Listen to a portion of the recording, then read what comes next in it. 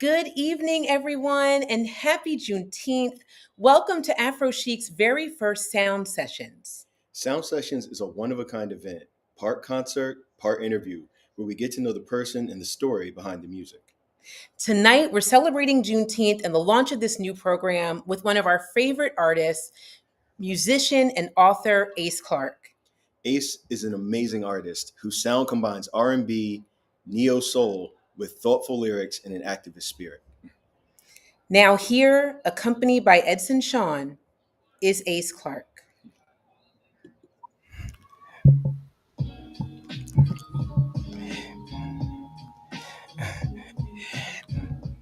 Happy Juneteenth. How y'all feeling?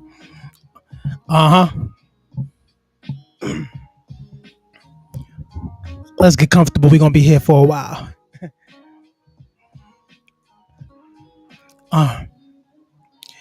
Just give me a lifetime with my lifeline. Got a smile that's as bright as the night sky. Musta knew you had me from hello. Guess it goes to show when you know you know. Oh, you were never one for the hype. Funny, you were never supposed to be my type. See you now, we here now. This is in the cards. Two shows sharing the same heart. I want to say I love you from the jump. Felt it from the get go. Believing in the hoping you would never let go. First time we locked lips, I made it linger. Even your kiss is something that I still remember. Some would call it bliss. I just called it you were meant for me. Cliches telling stories how we were meant to be. Here we are, two fools who got a happy ending. Finally, I love with no apprehension and What's love got to do with it? Do with it? I promise to stay true to it, true to it. If you put your faith in me, hold you down, give you what you need. What's love got to do with it? Do with it? I promise to stay true to it, true to it. yeah. If you put your faith in me, hold you down, give you what you need. Better days, better times. I was yours, you were mine. Love brought us together. Made from the pressure. Came from the growth. Always gave us understanding. You gave me a reason to grow. Day after day, I don't let you go. How do I say I never want to leave you alone? Caught in the crosshairs. My pride made me walk out the door. Would break my heart if you said that you don't love me no more. Glad I let my ego step aside. Testify, nobody love me better. I won't quit or let us die. I'm here that we came to stay, and I'll admit I shed a tear just to make you stay. Had a will to make a way. Pride is really just a shot in the dark. Trust in your gut when you don't really know where to start. I say it all so that you really know what I mean, and to say that you're the best thing that's happened to me. What's love got to do with it? Do it? I promise to stay true to it, true to it. If you put your faith in me, I'll hold you down, give you what you need. What's love got to do with it? Do with it? I promise to stay true to it, true to it. If you put your faith in me, I'll hold you down, give you what you need. Give you what you need. Give you all of me. Yeah.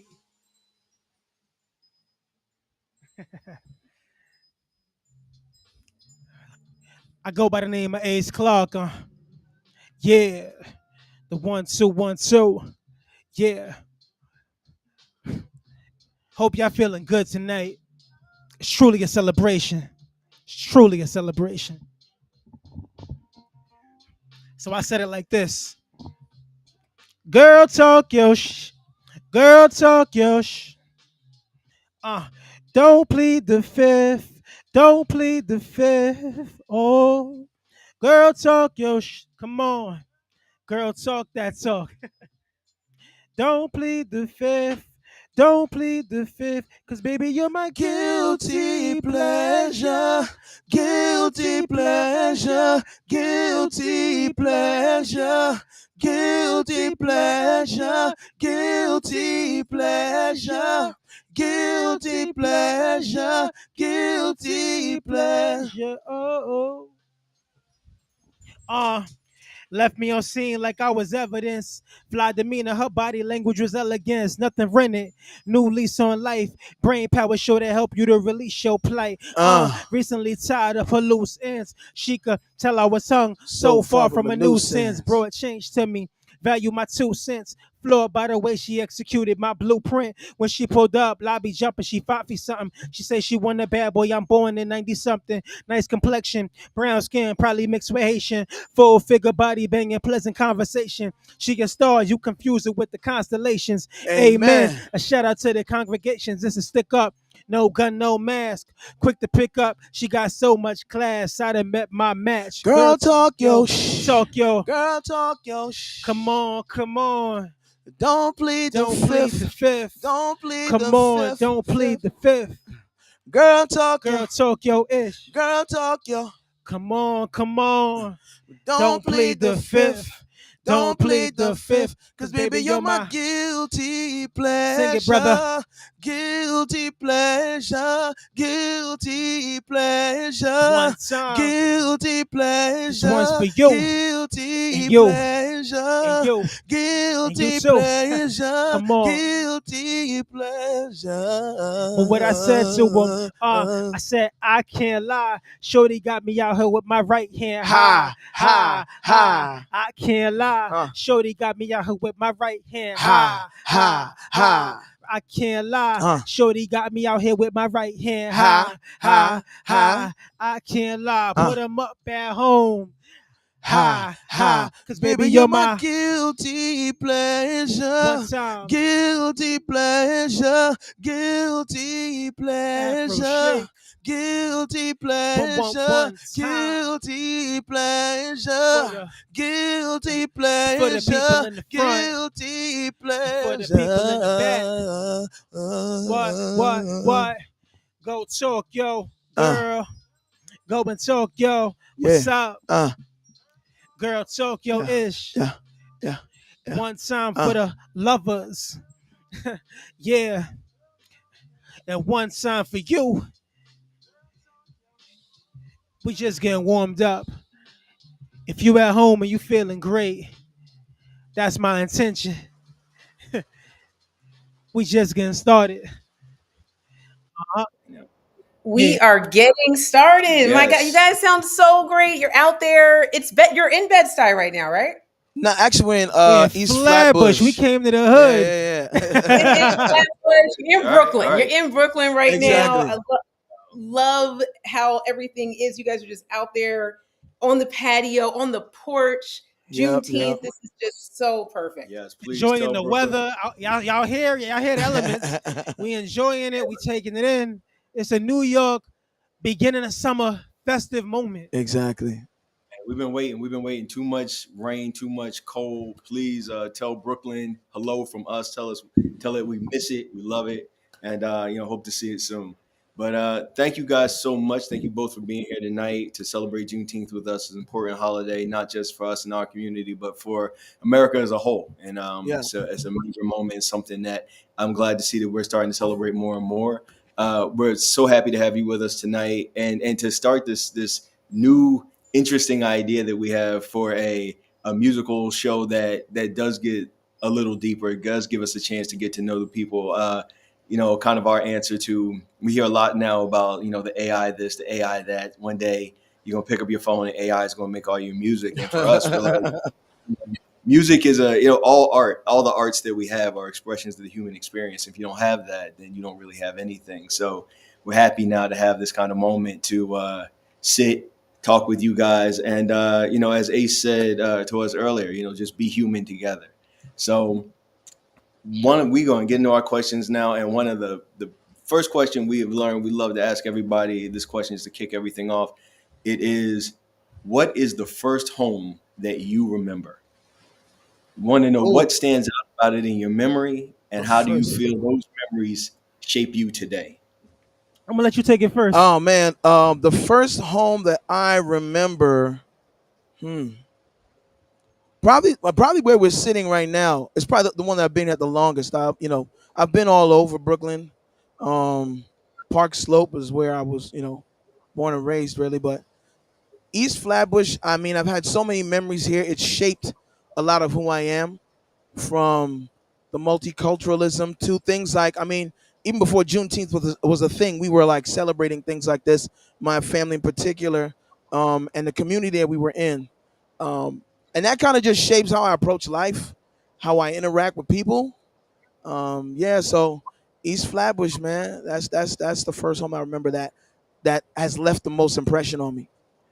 All right. For me, All it's right. Bed-Stuy, Brooklyn. I grew up in Roosevelt Projects, across the street from Mos Def, and Oh, I remember that because I grew up on the third floor, apartment 3D, and my grandma, she opened me up to so much music in that apartment.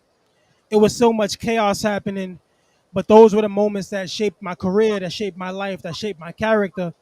And when I finally got to leave the projects, I always remember what it was like to live in the project. So I appreciated buying my first home, having my first property, living in my first space, because I Mm, knew what it was like to not have that, mm. from the rip. mm. Yeah, and like you're saying like you grew up across the street from most Def. Like, was there an energy? Was there music happening around you that really inspired you to go creatively into uh, becoming a music artist yourself? Yeah, my grandma was a singer. She didn't tell us too much when we were growing up, and she would sing around the house. I Tell, grew tell, up on but Marvin tell 'em Gaye. who your grandmother is, though. Yeah, I grew up on Marvin Gaye. That's a record behind us, by the way. So I grew up on Marvin Gaye. I grew up on the Temptations. I grew up knowing every Aretha Franklin song. I grew up listening.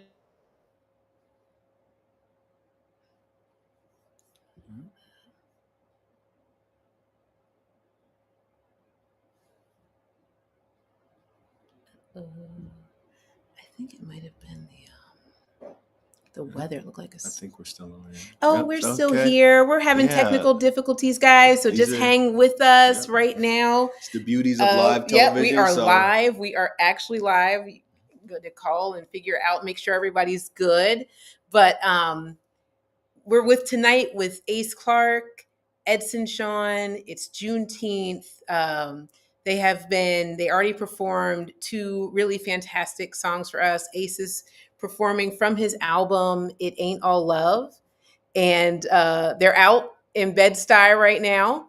In Flatbush. I'm Flatbush. sorry, I'm in Yeah. Brooklyn right now, and I think we had a little bit of some rain come through, and that just took things off for a second. So we're just waiting for them to come back in. But definitely, please stay with us for this Juneteenth event. Yep, we're very excited. We're happy to have Ace with us tonight. We actually met him. Probably going to get into this, but we met him actually at a Black Thought event that was held in Brooklyn a couple of years ago, and just a lot of people, all of Brooklyn that come out to see, the artist that many of us think of as the GOAT.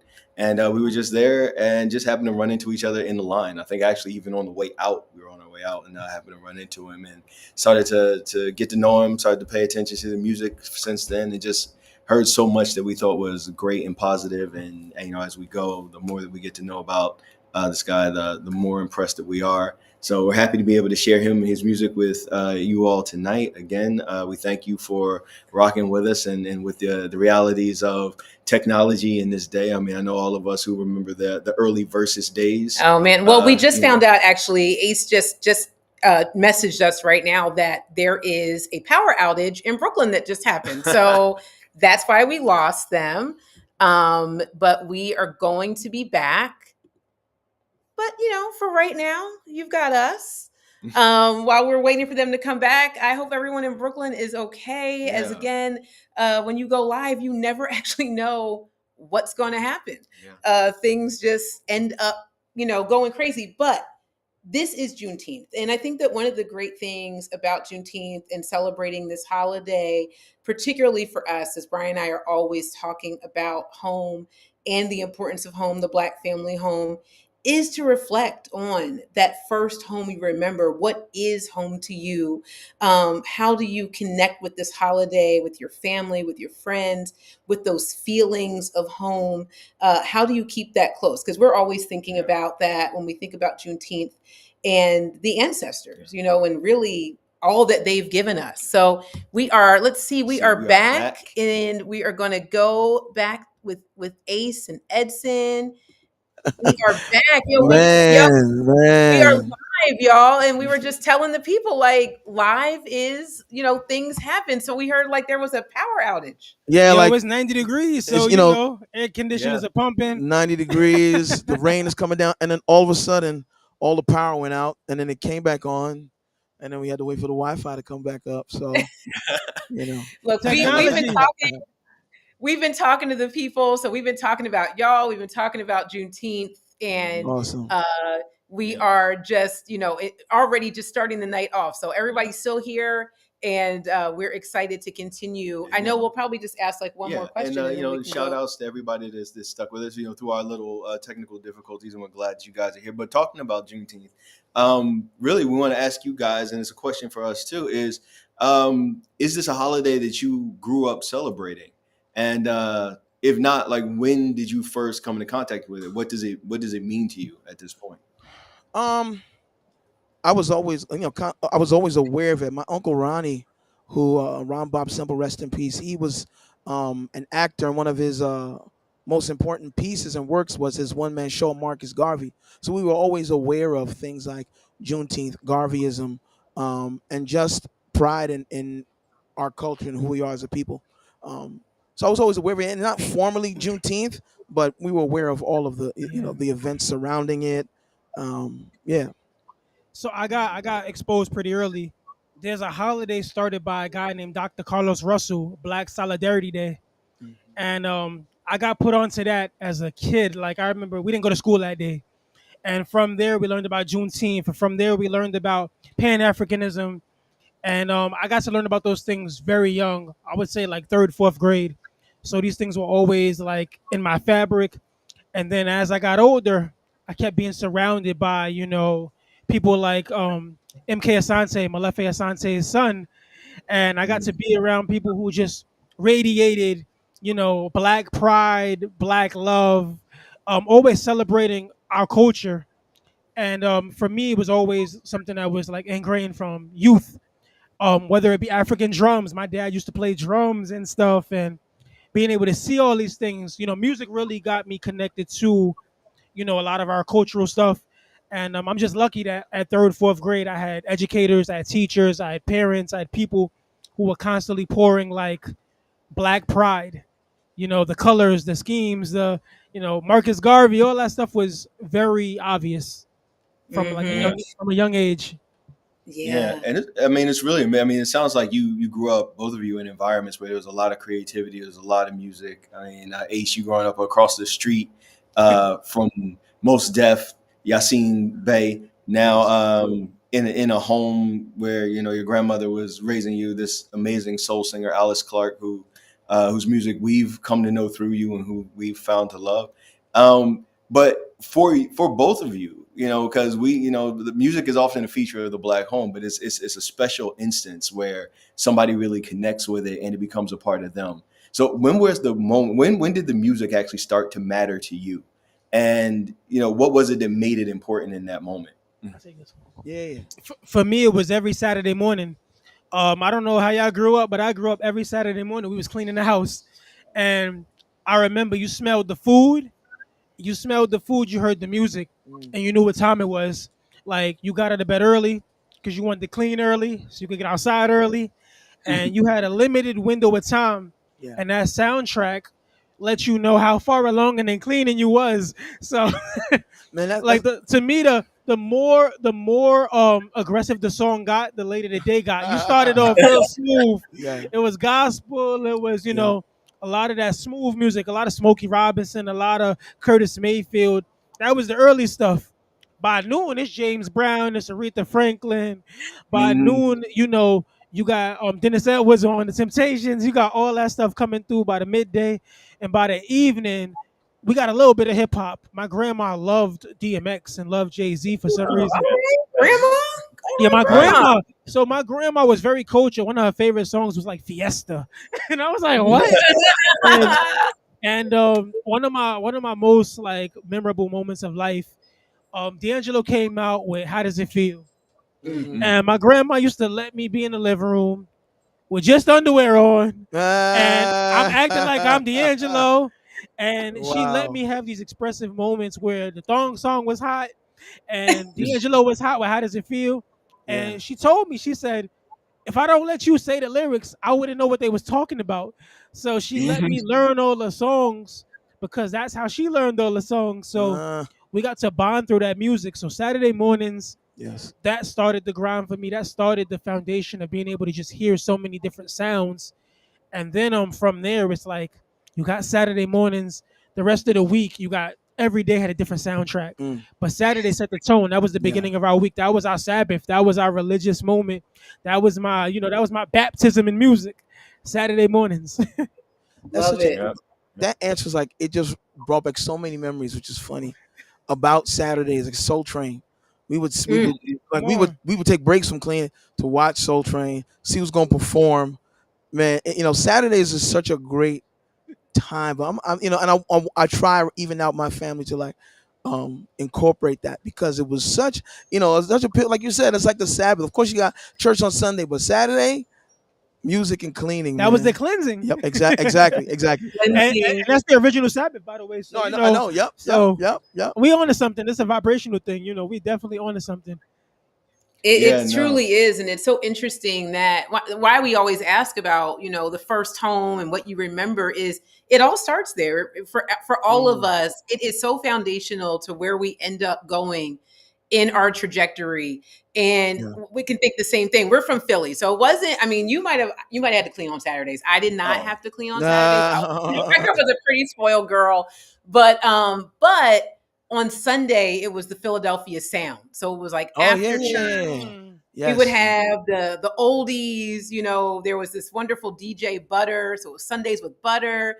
And we just grew up listening to, the stylistics and, Yeah, Teddy Come on, Pendergrass. Chetty. Gamble and Huff and, Yeah, all of yeah, these like yes, great yes. music. And like What's the even Philly? now on Sundays, we still will play our own Sundays with Butter playlist because that Sunday to us Mm, is that music, yeah. No, I no, love I gotta that. say, no, I had the benefit of both experiences. So, got yes, absolutely. Saturday was the cleaning day. That was woke up. You had your list. It was. I mean, you just knew. You had to know what was on your list, what you had to take care of. And now I will say this: there was no food. We didn't smell. Only Nah. thing, only thing you could smell was pledge. That's Just it. just Pledge and that Windex. You was in the lemon. wrong Yes, house. Nah, you got to get buttered pledge up out and here. window. Sundays with butter, Saturdays with butter. Yes. But right? then, yes, but the music was on. We had that soundtrack. Everything was, especially a lot of that 80s R&B, that 90s R&B. And then, yeah, Hmm. Mhm. Sundays, you had the gospel in the morning. And then in the Yep. Yep. evening, it was always about that Sundays with butter. And that's something that always takes me back is just remembering hearing those sounds. Like you were Mm, saying, the Stylists, the Temptations, the Four Tops, Stevie, all of those guys, all that, Come on. and that like you said, that set the tone for the week because all the way through the rest of the week we were listening to like DAS, which was like our R&B. You Yep. were going to get your oldies through that all the time anyway. Power 99, where you would go to get your hip hop and all that other stuff. So there was music was just such a big part of Philly. And yeah, we've got our Sundays with Butter playlist for Sunday nights. We got yeah. our DAS playlist for when we're feeling nostalgic, when you just need to like bring it Mhm. down for the Yep. day. Yeah, so it's just beautiful things and beautiful times. And I mean, as you guys kind of went on and hip hop came to the fore for you, because Ace, I know that you actually started singing when you were in school. Yep. Uh, so as you made that transition and got into hip hop, when did you guys know that it was going to be more than a hobby, that hip hop was going to become a career, and how did you take those first steps into the industry? So before I answer that question, quick shout out to Lenny Green, The Quiet Storm. Quick Yes. shout out. Lenny Green is a giant. Um, if it wasn't for him, I wouldn't have listened to the radio. He has such a great voice. I felt so captivated on car rides. Lenny Green, if you see this, shout out to you because you're a hero. Yes. All right, so to answer your question, I had to do Nah. that. I just felt like it was right. That was the moment to give the flowers. But for me, I'm rapping. I would say fifth grade. My grandma Alice Clark wrote my first rap. I had a ghostwriter, y'all. I had a ghostwriter in fifth grade. We had a reading rally at school, and Alice wrote my first rap. And I love singing. I remember being able to go to the school shows. I couldn't go to the weekend shows because we couldn't afford it half the time. And I remember doing school shows, knowing I love music, knowing I wanted to do music. The moment I got to rap in 5th grade, and Alice wrote the rap, and I memorized the rap, I said, I want to do this. I was in 5th grade. I knew I wanted to make music for the rest of my life. My voice kept changing, and it kept making me ashamed to do music. I remember my voice changed so many times, and I had an uncle, Uncle Mike. Uncle Mike was the best singer in the family. My Uncle Mike was the man. He still is the man. Like Uncle Mike was the bar, and I could never get Uncle Mike to say I was great or I was good. And Uncle Mike kept me wanting to be really amazing at music. He kept giving me the fuel. Uncle Mike was the fuel to make me want to keep challenging myself. And I said, if I could get Uncle Mike to like it a little bit, I got something. And Uncle Mike was like Joe Jackson without the switch. I ain't get no beatings, but you felt the intensity, Yeah. and I wanted to be great because Uncle Mike was great. Uncle Mike was doing shows in Japan, and Uncle Mike was traveling the world. And seeing Uncle Mike do it, I knew I wanted to do it at a high level. Knowing my grandma did it, I wanted to do it at a high level. So it was never a game for me. I always wanted to carry the torch. And I always thought, like, if they could do it, why can't I do it? So for me, it was always something that it was a given. I knew I was gonna make music. I said I'm gonna do music and other stuff. I'm gonna be a lawyer. I'm gonna be a teacher. I'm gonna do all these things. But I always knew I would do music as well. It was in my blood from birth. I always knew music was the vehicle I was gonna drive in. Mm. Mm, mm. Yeah. It was there for you Yeah. from the very beginning. Look, like we said, we have the playlist, and we definitely have Ace Clark. It ain't all love on the playlist. Which playlist is Ace On on? multiple playlists. Which one is it? Like, Like, we have one that's just kind of like our modern R&B hip hop playlist. It's on that. Okay. We have one like for when we need to get stuff done, like when it's time to work. Kind of give ourselves that Brooklyn coffee shop vibe. yes. It's Come actually, on, that's Janine's favorite playlist, Yep. and come Ace is on on. that. We have one that's just sort of a lyrical, like a more musical hip hop, the ones that really kind of emphasize the instruments and like the jazz, the like that stream of black music. We call it Real Rapture, and Hey, Hey, real that's rapture. That's an fine. album title. Come Real on. Rapture out, on the playlist. So yeah, there are very few playlists actually that we have that like we got a classical playlist and like we got like a straight like Miles Davis, Bird Parker type jazz playlist that you guys aren't on. So if I But a get my lot of, Andre on, if I get my Andre on and get the flute out, I can make that I playlist mean, too. look, Then you will be on the jazz right? playlist. But I think the reason your work fits so well across so many different types of music when we're listening is because there is that hip hop and there is that R&B. And Edson, as a musical partner with Ace, I can tell you like bring that R&B there. So tell us a little bit about your own journey. Oh man. It's funny enough. So I was singing in church, but I started singing because there was these two girls at church that always used to get the solos. And I was like, no, I could do that. And so a lot of my singing, especially when I was little, I was emulating other singers. Like the first singers I emulated was the Three Tenors with Pavarotti and I can't remember the other two's names, but I would be copying what they were doing. And I just loved how hearing my voice made me feel. So for me, music always didn't even feel like a career; it just always felt like a part of who I was. You And the then opposite, and then I remember, and then I remember, 1988, Big Daddy Kane had his first album, and then that was it. I was like, I'm rapping now. And I remember I would sit, I would go get my cassette tape, and I would wait for Red Alert to play like an instrumental, and I would loop just the beginning brother. part Giant. so I could have like just the instrumental. And I would sit and I would write my raps. I wouldn't let. That's why when Nas said it, I'm like, I wouldn't let nobody hear these raps. I wouldn't because I was like, these aren't that good. My sister, I would always rap them for my sister. She's like, nah, that stuff is good.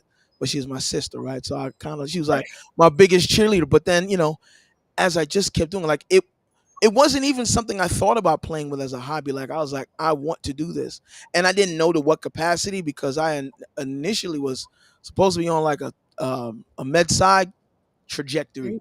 Like my degrees in biology. Like I got a biology degree that I don't use, but the Say that again for music. the people in the Okay. back that you don't Yeah, use. But like for me, music has always been the soundtrack of my life. It's my medicine. It's the thing that heals me. And so it's like there's really nothing else that I actually want to be doing except creating. So it's music, art. For example, like this is one of my art pieces here, beautiful, my custom beautiful. guitars that I make. So, art in general has always just been a part of who I am and is always going to be a part of who I am. And now it's just, finding ways to monetize it so that I'm not, performing on the street, um, but that's really what it's always just been a part of who I am. Oh man, Well, that is fantastic, and I mean, I love it. You guys, I mean, again, it's clearly the music was always in you, was always a part of you. We grew up Can't with it. run I grew from up it. with it. I loved it. Uh, Edson, I love that you wanted to get on the choir for like the right reasons. It was pure. It was about the music. Oh, The you ain't with the 310. girls? You ain't with the girls? I I mean, they thought were he was cool going to too, say that. but I I thought wanted he to was going listen. They were cool too. I wanted to outshine them. That was really what it was. I'm like, nah, I Right. can do that. We had a similar story though, because I joined the choir and the girls hated me because I got all the girl parts. I was a boy soprano. So I was a boy soprano, and they said girls don't even audition. We give all the parts to Ace, and then it was me and then another guy doing tenor, another guy doing alto, and Wow, it was like, yo, just go do backgrounds if you're a girl. Like you wasn't getting no parts. I just that's had that kind of voice that's growing up, crazy. and I hated when it changed because when it changed, I had to compete with everybody else. Yep, yep, But yep, yep. in the beginning, But He had the soprano part on lock. but think about right, how right, many right. doors opened up for the ladies in the choir once that change happened. You hated it, but they were like They fun. they loved, probably they were loved it. praying. They They were loved it. praying. Yes, What Biggie said, yes. I they was was the praying on my girl. downfall. Yeah, I was gonna say I was the girl with the solos. I used to love that. That's the great thing about church and how it also like introduces you to music, to your Yeah, voice. Absolutely. To your voice, to So your we are confidence. excited. and I will confess, I joined multiple choirs with actually zero interest in being a soloist, and even less talent for actually singing. Let's It go. was I know why you almost joined. entirely because of some girl who was on the Of choir. course, of Uh huh. course, of course. You can't really get the attention of a girl on the choir when To you you the in the one dude choir. who can't sing. So You better learn like keys, music so director. yeah, it never really worked out. But that was my strategy for a minute. Yes. But thank you. All right. So speaking of the music Yes. and of the wonderful things that it does, the beauty, the healing, the way in which it touches and encapsulates and summarizes our lives. Let's hear some more music. Let's hear Now, some So more. before we begin, real quick, I just want to make sure because someone sent a message that they couldn't hear the music. Were you Yeah, guys able to hear the music on your end? we we were. could hear the mics, and the Okay, music was very low. It kind of would fade in okay, and out. But You okay. could take Hold one of on. the yeah, computers to see if you can hear it on the YouTube. Yeah, yeah. so Let me see if But if you guys give us a test really quick, yeah, that's what I want to do. I want to make sure. We want to give Hold you all on. the best experience possible. If you're gonna spend your yes. Juneteenth with us, you're gonna spend it right. Yes. Okay, cool. So, Yes, yes, yes. So we're going to do a little bit of a sound check. Brian's going to like listen on the other okay, cool. computer to make sure we're going to be able to hear the music. All right, let us know. Is it playing now? It's good. No, I'm about to play right now. Okay. So I can hear it. It's a little low. Can you hear it? Yeah, yeah, yeah, Can yeah. you hear it, Brian? 1 1 2 2 1 1 2 2. Yeah. I need you closer. Let me know if we should turn it up. One Yep. one Did you get it one turned up, one. Brian? Plead the fifth. He's on the delay, so he's One hearing 1 1 2 2. good. 1 1 1 2 2 Okay. He said you could 2. turn it up a little bit more. Okay, hold on.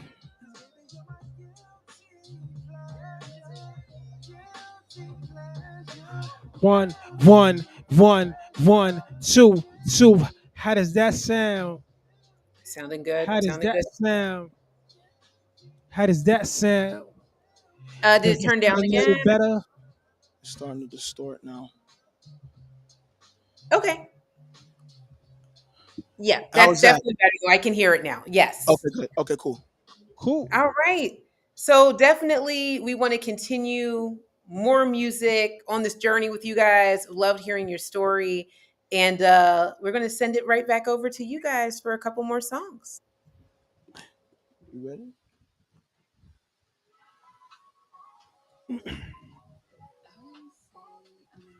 Oh, shout out to Deja Vu.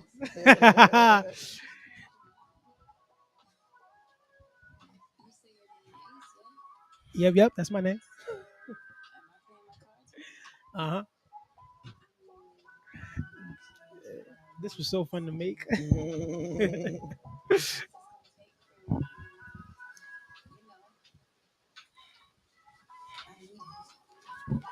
Baby, if you got a man, I don't even wanna know. Baby, if you got a man, we could keep it on the low, on the low. Baby, if you got a man, I don't even wanna know. Baby, if you got a man.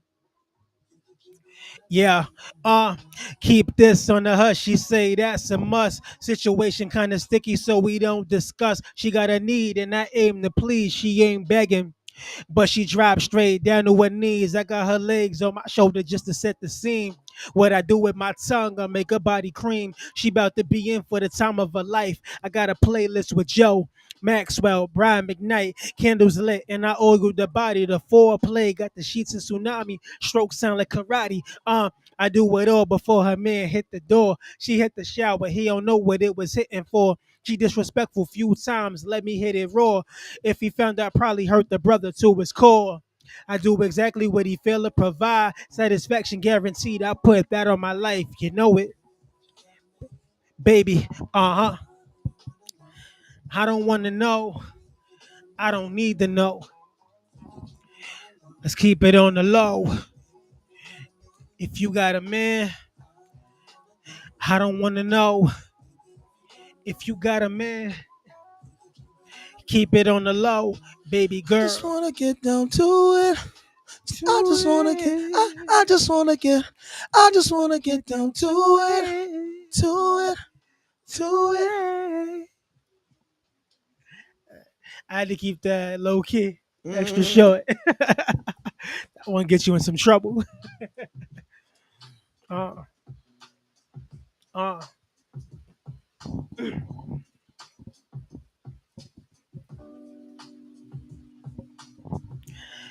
Go ahead, do your thing. Come on, play that joint.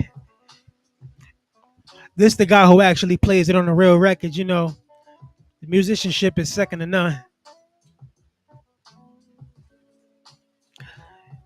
Hopefully, y'all can hear that. That's beautiful.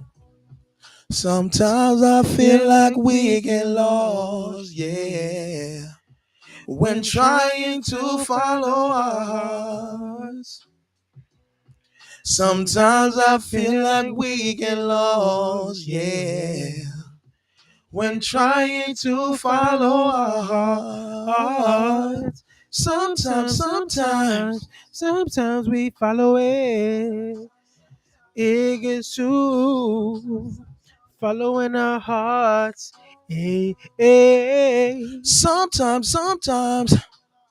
Sometimes we get Sometimes. lost. Yeah. We get Uh, lost. Sometimes I'm the problem, sometimes I'm the solution. Sometimes I'm dead broke, most days it's like communion. Sometimes we peaceful, other days we be feuding. Sometimes I think marriage, other days like what we doing. It's back and forth like a seesaw. I seek to see your better qualities, not the drama we often be on. We on good terms for the moment. We sometime me, I opt to stick it out with you, cause love's grimy. Look, I know my ego often get the best of me. Sometimes you pushing straight, trusting me, typical ish silence. Yo, I need to dismiss the feelings that I need to dismiss. It's the cause of the rift. Sometimes I want to do like fool. Sometimes I always be in the mood. Sometimes I gotta do what I do. Every day I gotta end it with you. It's all good as long as every night is ending with you. Sometimes I feel Come like on, we get let's go. lost, Yeah, yeah.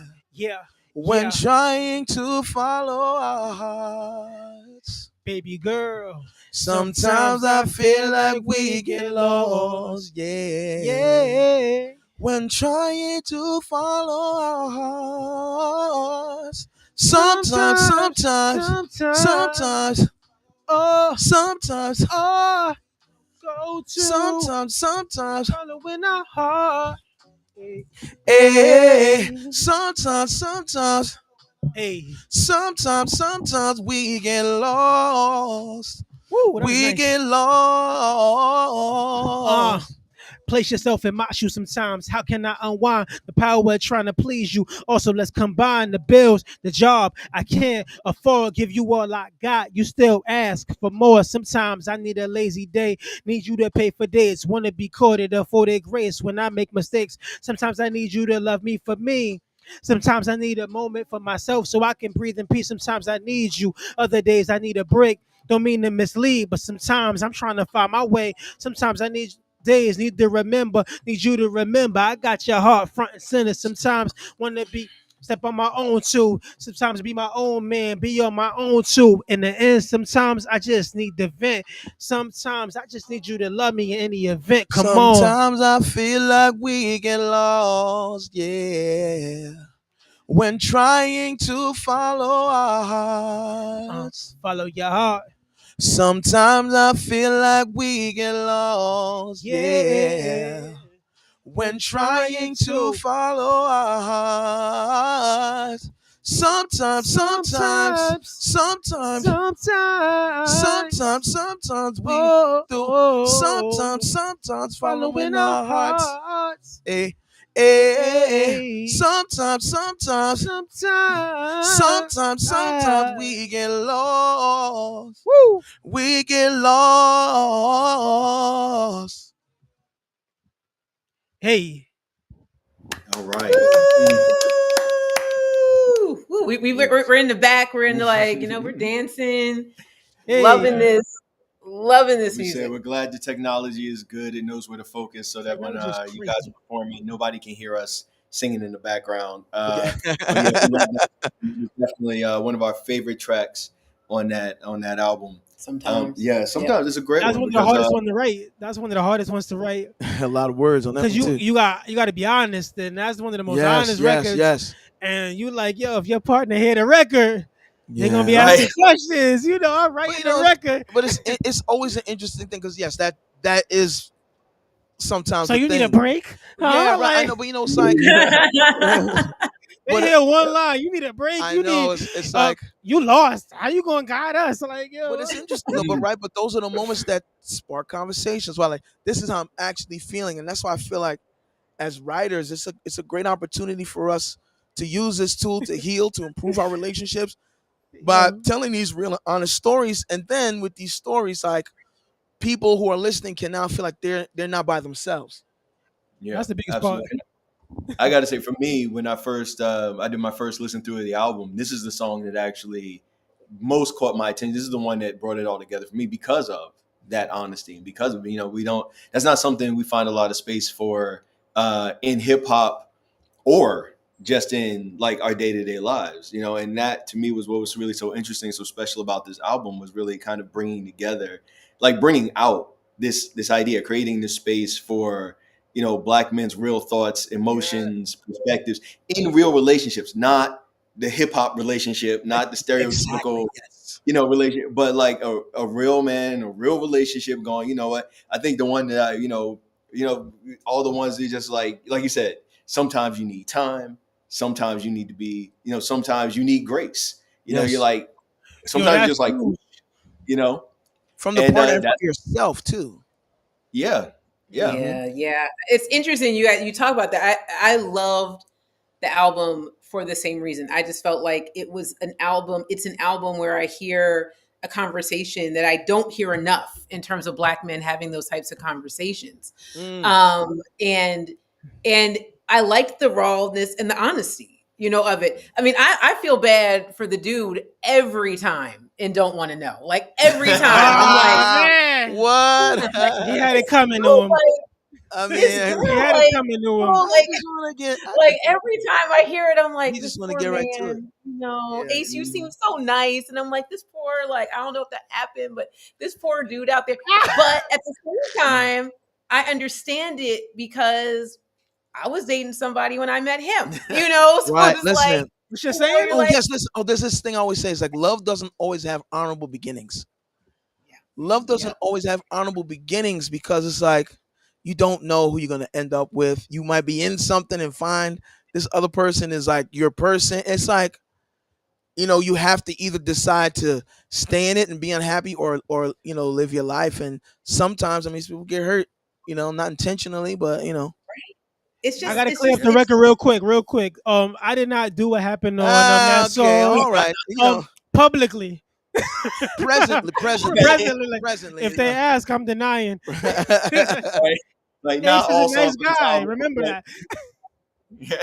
so did that come into play as you're putting out It Ain't All Love together?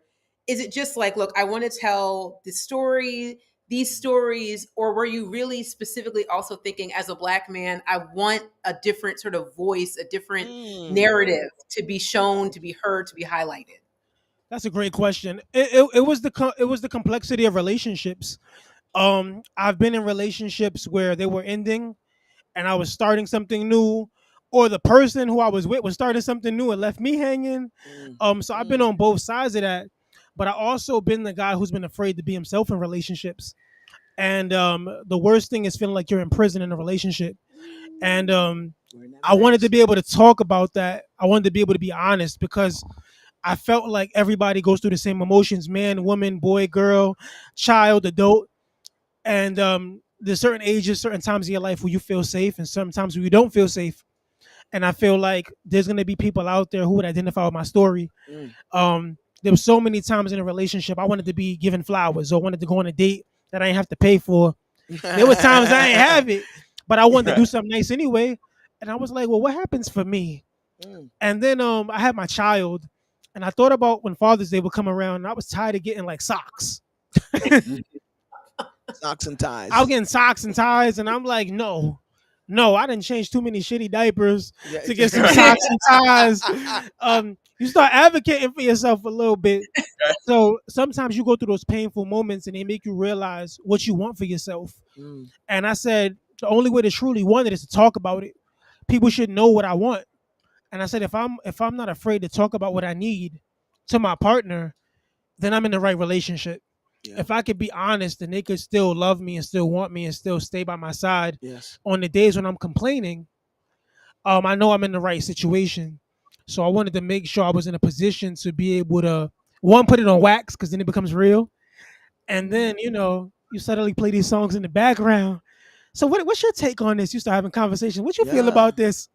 Mhm. And they allowed me to have a lot of uncomfortable conversations because it was in song form.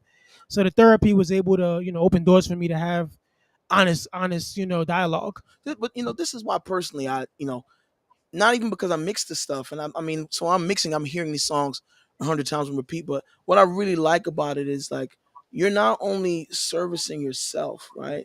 You're not only teaching your partner how to love you, you're also giving the blueprint for others to like advocate for themselves, to teach their partners how to love them. Like not everybody has the same love language, and for you to be vulnerable enough, especially as a Black man, I feel like we have been told, shown, and decided to not be vulnerable Man because up, that's just, don't what I'm saying? cry, It's just a don't. sign of weakness. And really, the strength is in being vulnerable. The strength is being Yeah, a whole human being. And that's what these songs do. It's like it talks about this ugly part of love and relationships that's usually either all roses or it's just all sex. And you found a really good, happy medium with It Ain't All Love, man. I mean, we live in all of it. Everything is complex. Everything is nuanced. Like everybody has temptation. Everybody sees somebody that's more attractive than their partner, and you can't say it out loud.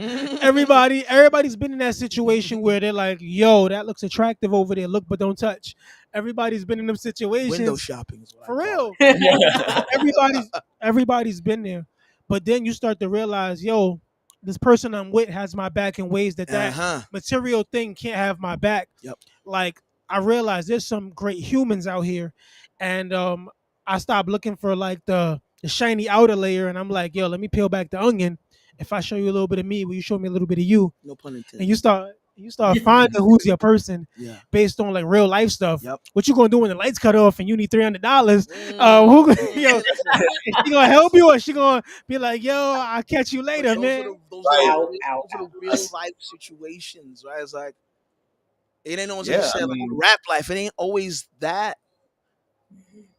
yeah, yeah, and Yeah. I think is that's what makes this album so special. Is what makes it such an interesting, moment, and being able to, like you said, you gonna be like, you gonna help me out, or you gonna be like, I'll see you later when you can see me in this room, And them and lights is on. until Yep.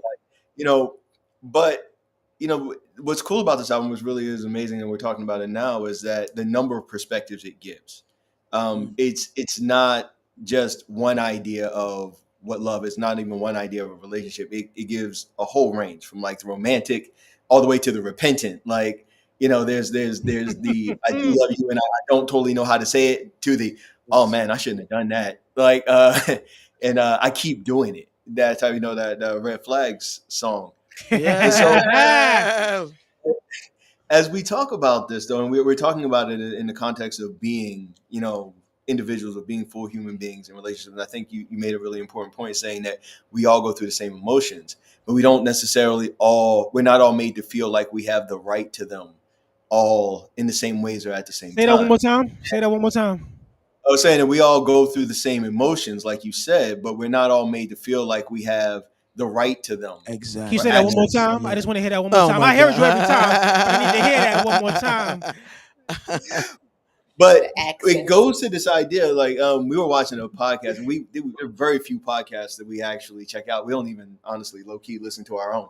But Shameless I mean, plug. because you're living but it. That's why. Shameless plug. Let's go. but this idea kept coming up of roles, like Mm. what they used to be, what they are now, how they're changing, how they're being renegotiated, and all these other In things in relationships. Yeah. relationships. And this idea that what's going on now denotes, a type of positive progress, which, in a lot of ways it absolutely does.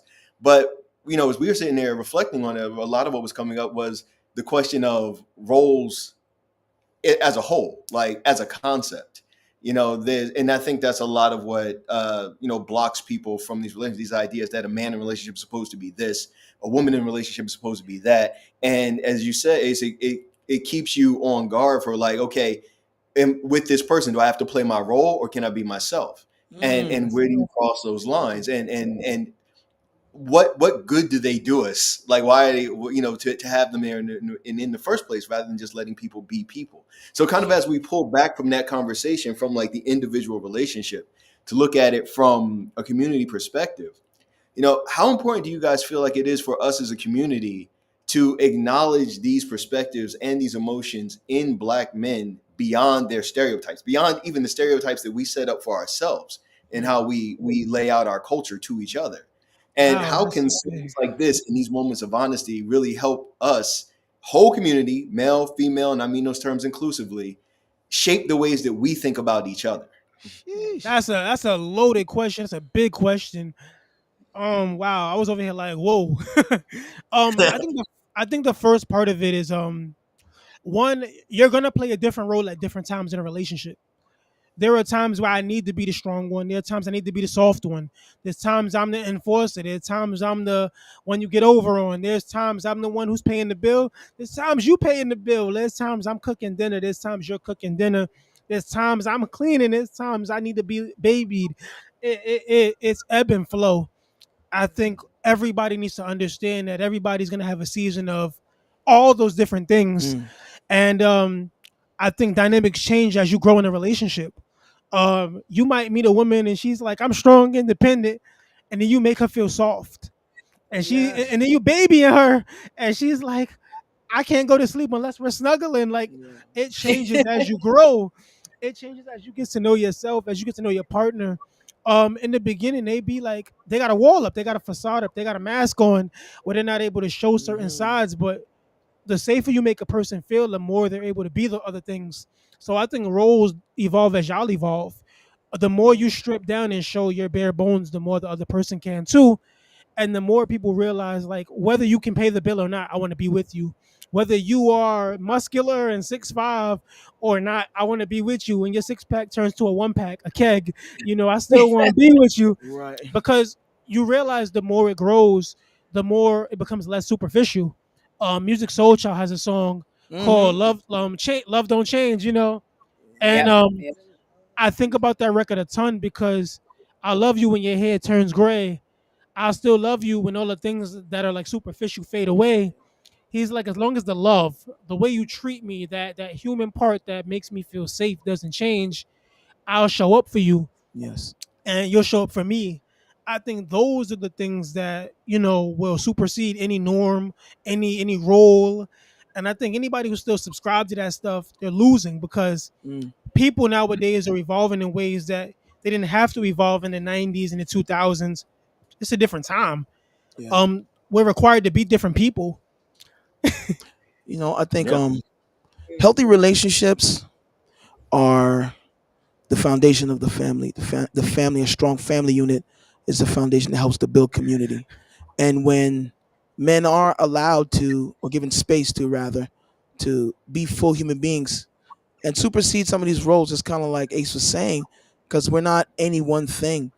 We're not monoliths. Especially in men. There's a image that people have, especially a black man, and when they see them act differently, they look at them as less than. But I think having strong men that are allowed to share those feelings openly creates healthy relationships, creates stronger family units, and is like the cornerstone of the community. I think a lot of that is what's lost, and that's why we struggle a lot within our communities because of those things. You know what it creates? Honesty. Exactly. And if you Yep. got honesty, you got everything. Because Exactly. if I can show you my real me, you know everything before everybody else knows everything as Absolutely. my partner.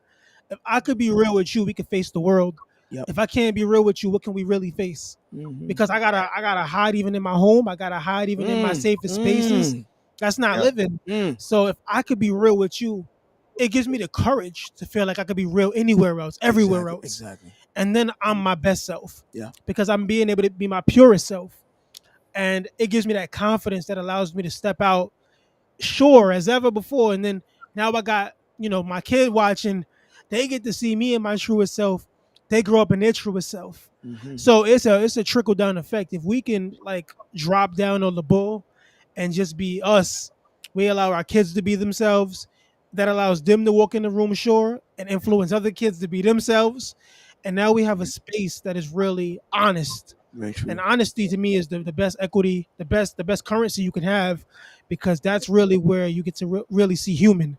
Mm. And Yes. this is Yes. where the Yes. healing comes in and what you're talking about, right? Because in a lot of ways, honesty is the antidote to categoricals, Mhm. and that's a lot of what we're running into even now, right? Like in acknowledging the variety of human experiences that there are and that we have, the instinct remains to categorize. So even as we find ourselves having more and more the conversation of wanting to break down barriers and saying, well, we're not going to have any more categories, the instinct is so deeply ingrained, like in Yep. our philosophical structure, in the way that we conceptualize reality, that all we actually end up doing is adding more categories. And the Right. nature of a category, Right. when What most Def says, skews. Exactly.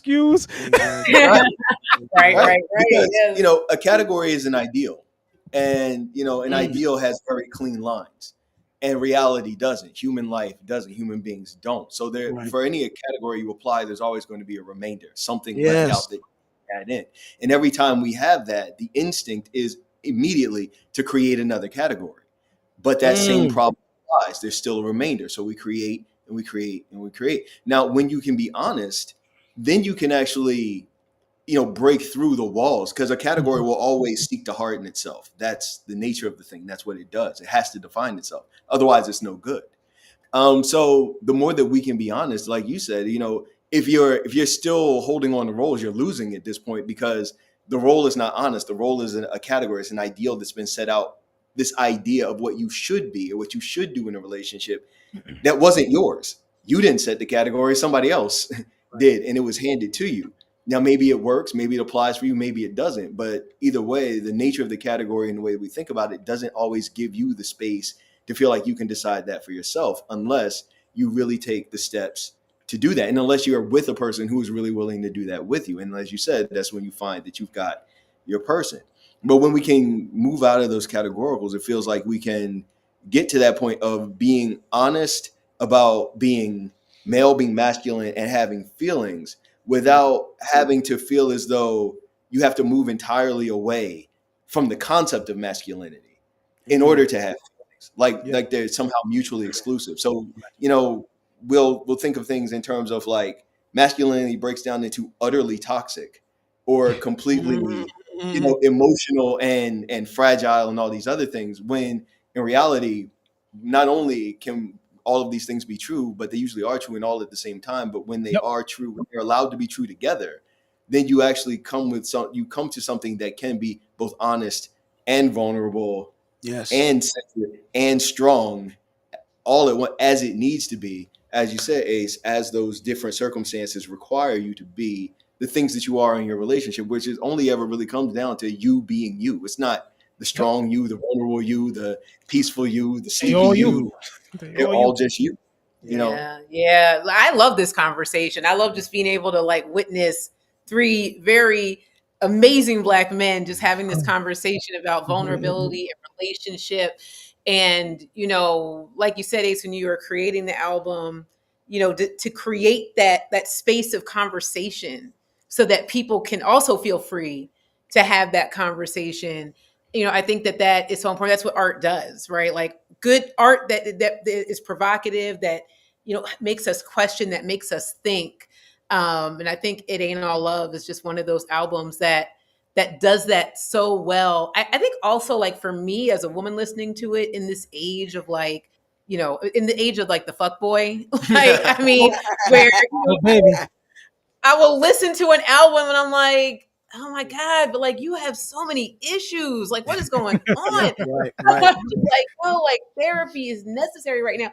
So it's nice when you can listen to something that it's not perfect. Like you were saying, it's not a perfect situation. We're not talking about, it's not 90s like R&B where everything is like, now it's the rose petals, it's all that, but there's that messiness, but it reflects the reality of relationships, and in this really honest way. And you're talking to two people who we have been together since 96. So so like, we've seen it all. We've been through all of it. We got a lot of stuff out of the way early. A lot out of the way early when we were teenagers. But there is something in this album that I do feel like there is this thing that's universal that you can like connect, and you're like, yep, I can connect with the love. I can connect with a brother saying like, hey, sometimes I just, need to feel good. Because my husband has said that. And I've been like,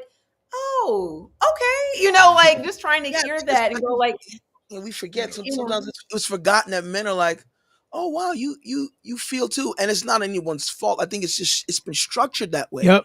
It's been structured that way. We secretly feel those things, and we're like, man, I don't know if I could really voice this, for any number of reasons. But there's a special amount of pride that goes into like the life that sometimes we feel we have to live on every level. I think like, think about physical stuff. You got to look a certain way. You got to show up a certain way.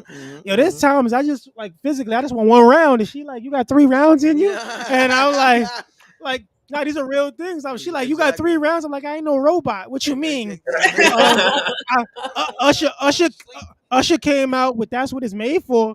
And I was like, how you get it up again, bro? Like, I'm like, you making us look bad out here. But these are the things, like, I love being able to joke and have moments that are like, like this, because they allow us to be human. They allow us to break down the walls. I think about the first time my daughter saw me cry. She was 3 years old. My dad had recently passed away, and I cried at my dad's funeral. And she's like, Dad, I never saw you cry before. And she's 7 now. And every couple of months, she'll remind me, like, remember that time you cried? Remember that time you cried? And kids are so interesting. She's like, your dad died and you were crying. And I was like, you just say it all raw like that. But I love it because that's something that, like, I'd never seen my dad cry unless he was like drunk. like the emotional crying. I never just seen him actually cry.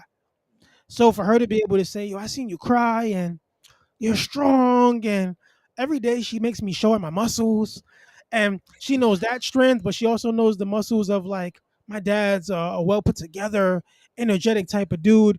These are the things that made it easy to make this album, because I'm making this album and I'm like, what footprint am I leaving? What messages is she going to be able to listen to when I'm long gone? And she listens to the records. She's like, "What's that? What you mean by that?" She's trying to dissect the lyrics at 7. So I'm thinking about all the ways she'll be able to have like a guidebook to complicated relationships. But then she also, the beauty of that is she also still has a piece of you to hold on to when you're no longer here. Yeah. It's just you're just talking about something about her saying that, at 3, she's like, "I never saw you cry," and you just say you never saw your dad cry unless he was drunk. I just remembered, it's like, damn, I was just thinking, I was like, one time in my life I saw my dad cry.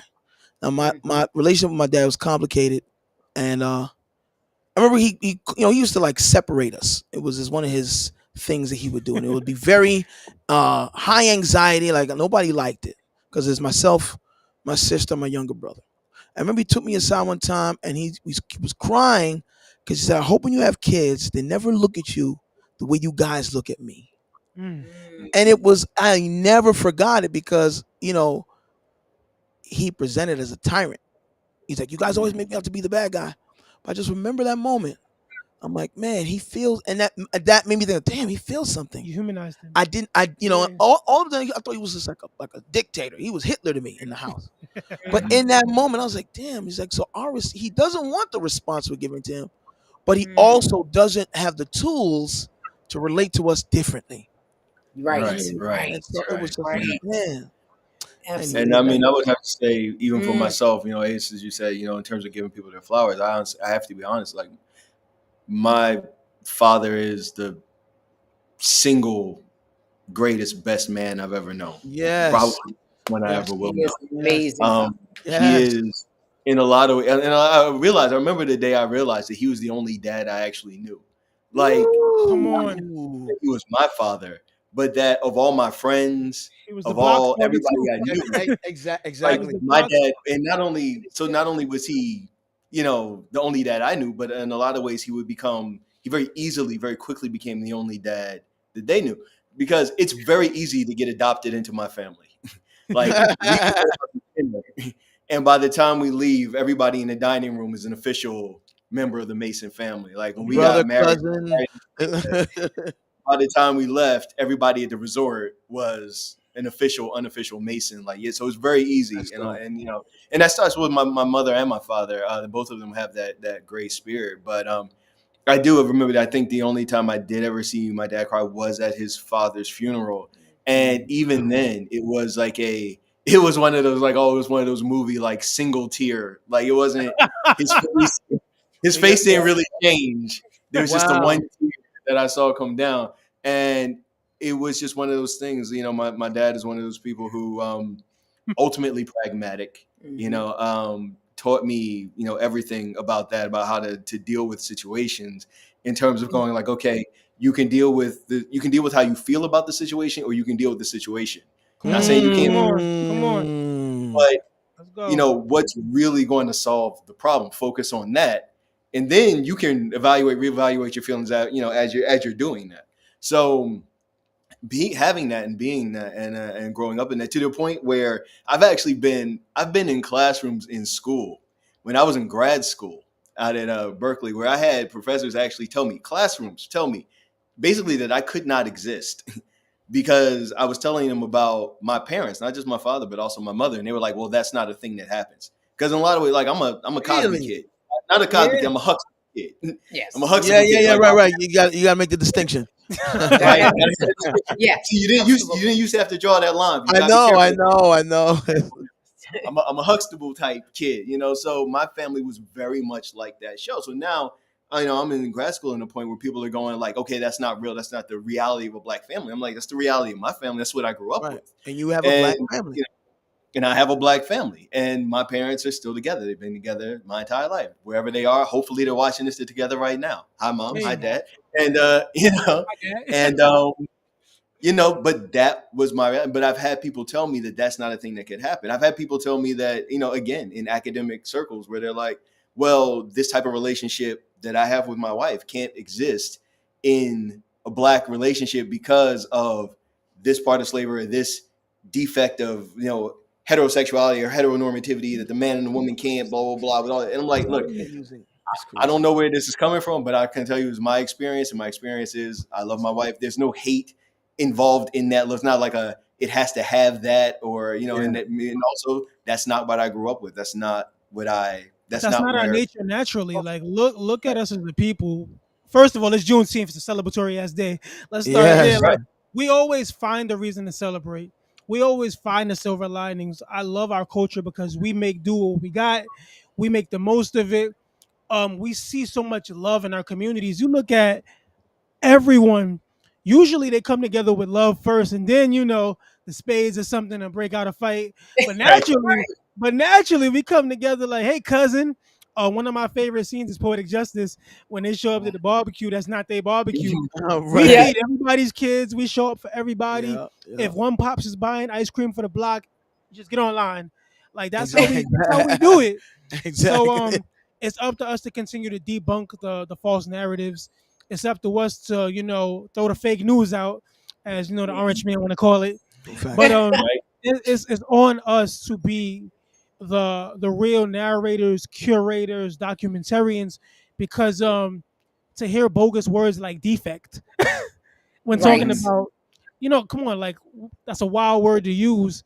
You're dehumanizing just by the syntax you're using, and the discrediting the experience that he's living currently. It's like, how you gonna tell somebody what they're living is not real? Like, you can't exist. You can't exist. They're like, no, you're not a real thing that happens. You're not a real That's thing. Crazy. I love this conversation. I love the music. So we're gonna turn it back over to you guys for some more music, and we'll be in the back, rocking out. So as we go into this next set, is there anything you guys want to tell us about the songs that are coming up, the stories that we're going to hear, the perspectives, the process of putting these songs together? Because we talked a little bit about Sometimes and what really made that song special and how it came together. And so for these next ones, I mean, so what are we going to hear, and what do they mean to you? I ain't do it. The next song is called Speculate. It's speculation. It's not fact. It ain't real. If you go through my phone, you're just going to see pictures of garden tools. Quotes from the Bible. Quotes from the Bible, because black men read the Bible. Black men don't cheat. Black men don't cheat. Black men read the Bible. Read the Bible. Read the Bible. Yeah. All right, we're going to turn it over to y'all. Oh, I, yeah. Oh, I, yeah. Ba da da da da. What you got for me? I can only speculate. Woo! What went through your head when you went through my phone? I can only speculate. Yeah. What went through your head? Come on. When you went through my phone. Oh shit. I guess I'm in the wrong now. Guess it's so long. Your heart's been torn out. You went searching, now I'm facing the fact. I'm caught in the act. I crossed the line, I'm under attack. I can admit I may be flirtatious. Away with words, you may say persuasive. On the up and up, every text was like an uppercut. Eggplant emojis, how I like to say what's up. You met me in the DMs, it's a recurring theme. Now I could lie and say this isn't what it seems, or I could beg you to stay knowing it ain't the same. Every argument going forward, I'm taking blame. That ain't healthy, that ain't love. I did wrong and I messed up, but everybody is an option when you swiping and you toxic. Superficial, beneficial, please ignore my twisted logic. Now I can say you didn't deliver all my needs, didn't aim to please. I was fixing to leave, but the truth is, even if it wasn't you, I do this. Got a soul search, figure out what the road is. I can only speculate. What went through your head when you went head through my when you went through phone? my I can only phone? speculate. Speculate. What went through your head when you went through my phone? What went through your head, girl? I just gotta know, baby. I didn't do that shit. It wasn't me. It wasn't me. What he said? uh, what he said? Can only speculate. Speculate. It wasn't me. What went through your You called me on head the counter, when you went through my on the bathroom floor. phone?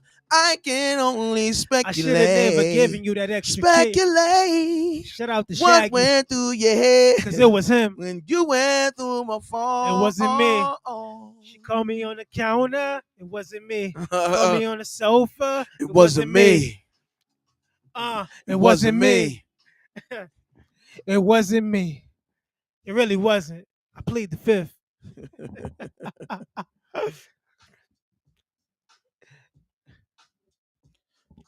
Bloody. I'll be more careful the next time before I go chasing a Cold dime. bloody. I'll be more careful the next time before I chase someone that Cold yeah. She bloody. had me in the worst. I knocked out in the first. I got what I deserve. Silly of me to believe in you. I was so naive to believe the truth. You straight love them and you leave them. Never need them. Lie, deceive them. Part of the game. For me, it's so hard to explain. Guess I'm stuck in my ways. I gotta start the next chapter and phase. Love you, cause you give me the raw. Bust the bus, baby. And then I know she would give me some more. Gave heavy D. I got nothing but love. Chasing waterfalls. Hope you end up with a scrub. It ain't fair. I trust and invested, provided, protected. And now you straight give me that exit. Thought I would be the one to hold it down. Hold me lowly now. Never thought that I would go down. Cold bloody. I'll be more careful the next time before I go chasing a Cold dime. bloody. I'll be more careful the next time before I Cold bloody. she loved me or she loved me not. I was a fool for love, and you blew up my spot. I give you everything within my arm reach. I was too blind to see that you was just a leech. How in the world could you do me wrong? Unruly John. Hard times are what you threw me on. I saw loyalty, not you destroying me. No more laughter. Now you avoiding me. Now why would you go and do that? Before long you're gonna come back. And by then I be so gone. You gonna wish that you hadn't moved on. I'm in a better place, not a bitter place. Life is a getaway. You had to get away. Sometimes all you need is a little hindsight to reevaluate and get your mind right. Cold bloody. Come on. I'll be more careful the next time before I go chasing a Cold dime. bloody. I'll be more careful the next time before I chase someone that ain't mine. One time for Joe. Stutter was one of my favorite songs. So one time for Joe. Yeah, we giving flowers. I stole this from Joe. One time for Joe. Look up Good Girls.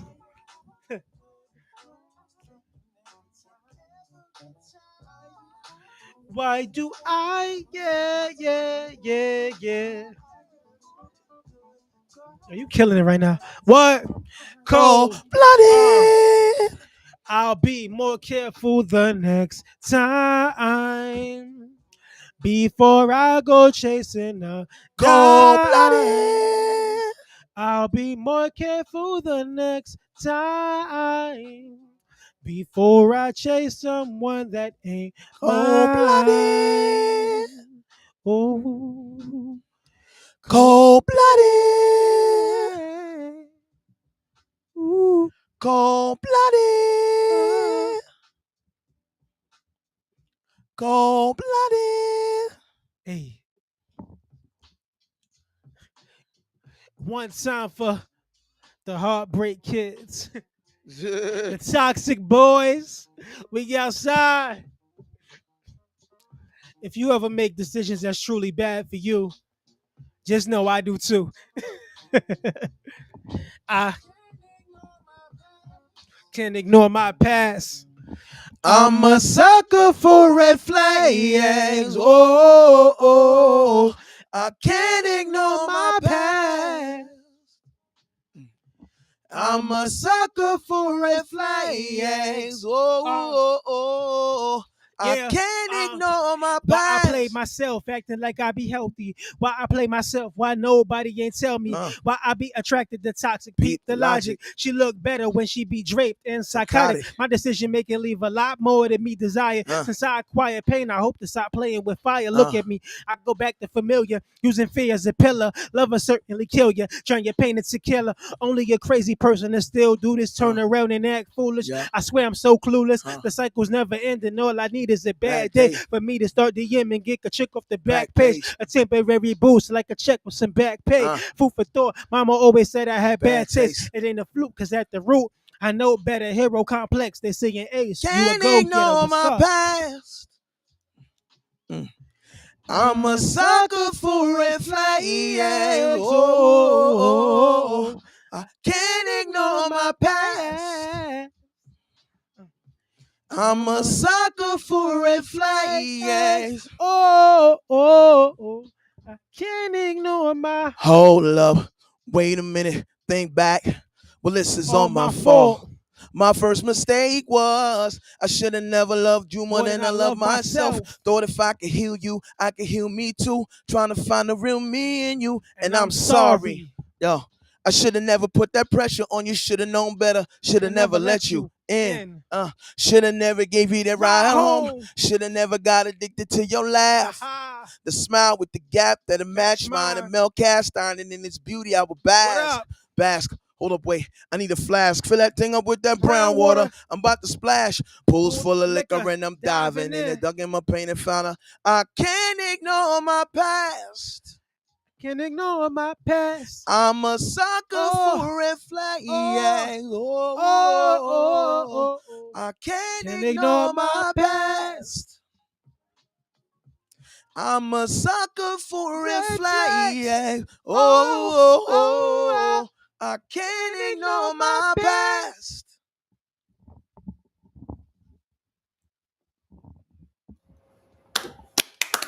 Man, I feel like just the two of us and us not enough applause for what you guys are doing.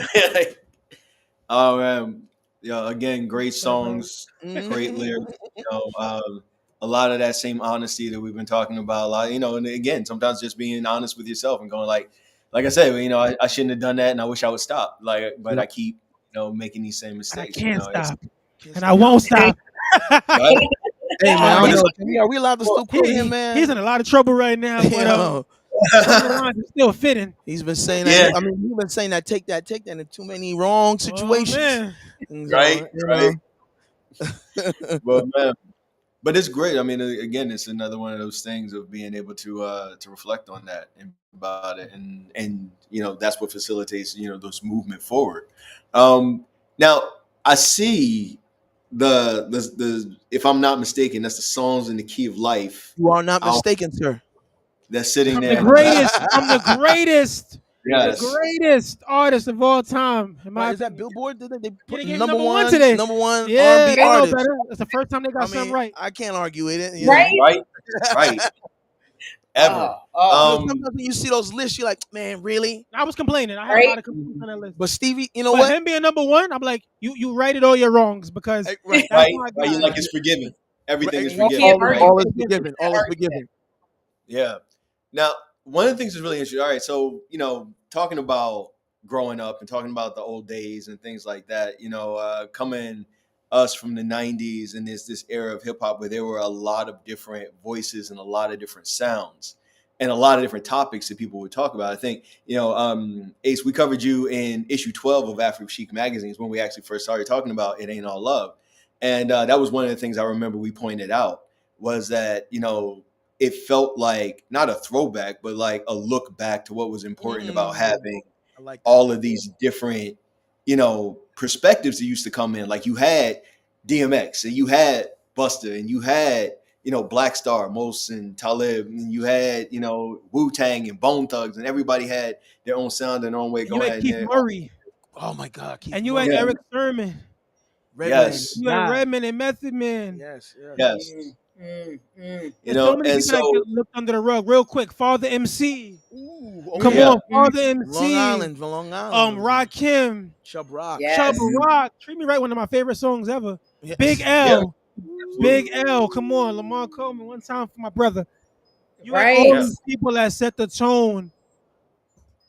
You know what? Yeah. When you mentioned in the beginning about AI, and I was having a conversation with somebody. It's like artists, I think that are in tune to music and like group, especially in that time, or like the original AI. Like we were, all of those sounds, like all those sounds, just all those names you just call. Like there was so many of them. Those are all in the back of our minds when we create, and so now Yep. we combine all those things to create something new, but it's still familiar What because did you of all. quote the other day? You said, "Yo, did you do this when you was rapping your Oh, verse?" so okay, this is a great story. What was the song?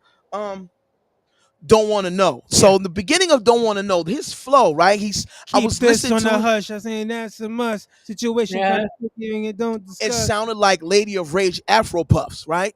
It was Oh, Oh, yes, yes, yes. yes. so I asked him, I was like, yo, man, I said, did this song inspire you? He takes a little while to respond. He's like, yo, first time I heard this song is 10 minutes ago when you asked me that. And I'm like, wow. And so it's like, Pharrell was like, he's like, there's no new music. Keep creating. Because we're all just taking ideas from the universe that have already existed. Like we are just the echoes of vibrations that have already been used, existed, said already. Like we're not the first people to say these things this way. Like we're just pulling from the universe. You heard what Right. Mike Yeah. said. If I don't use it, they're gonna give it to Prince.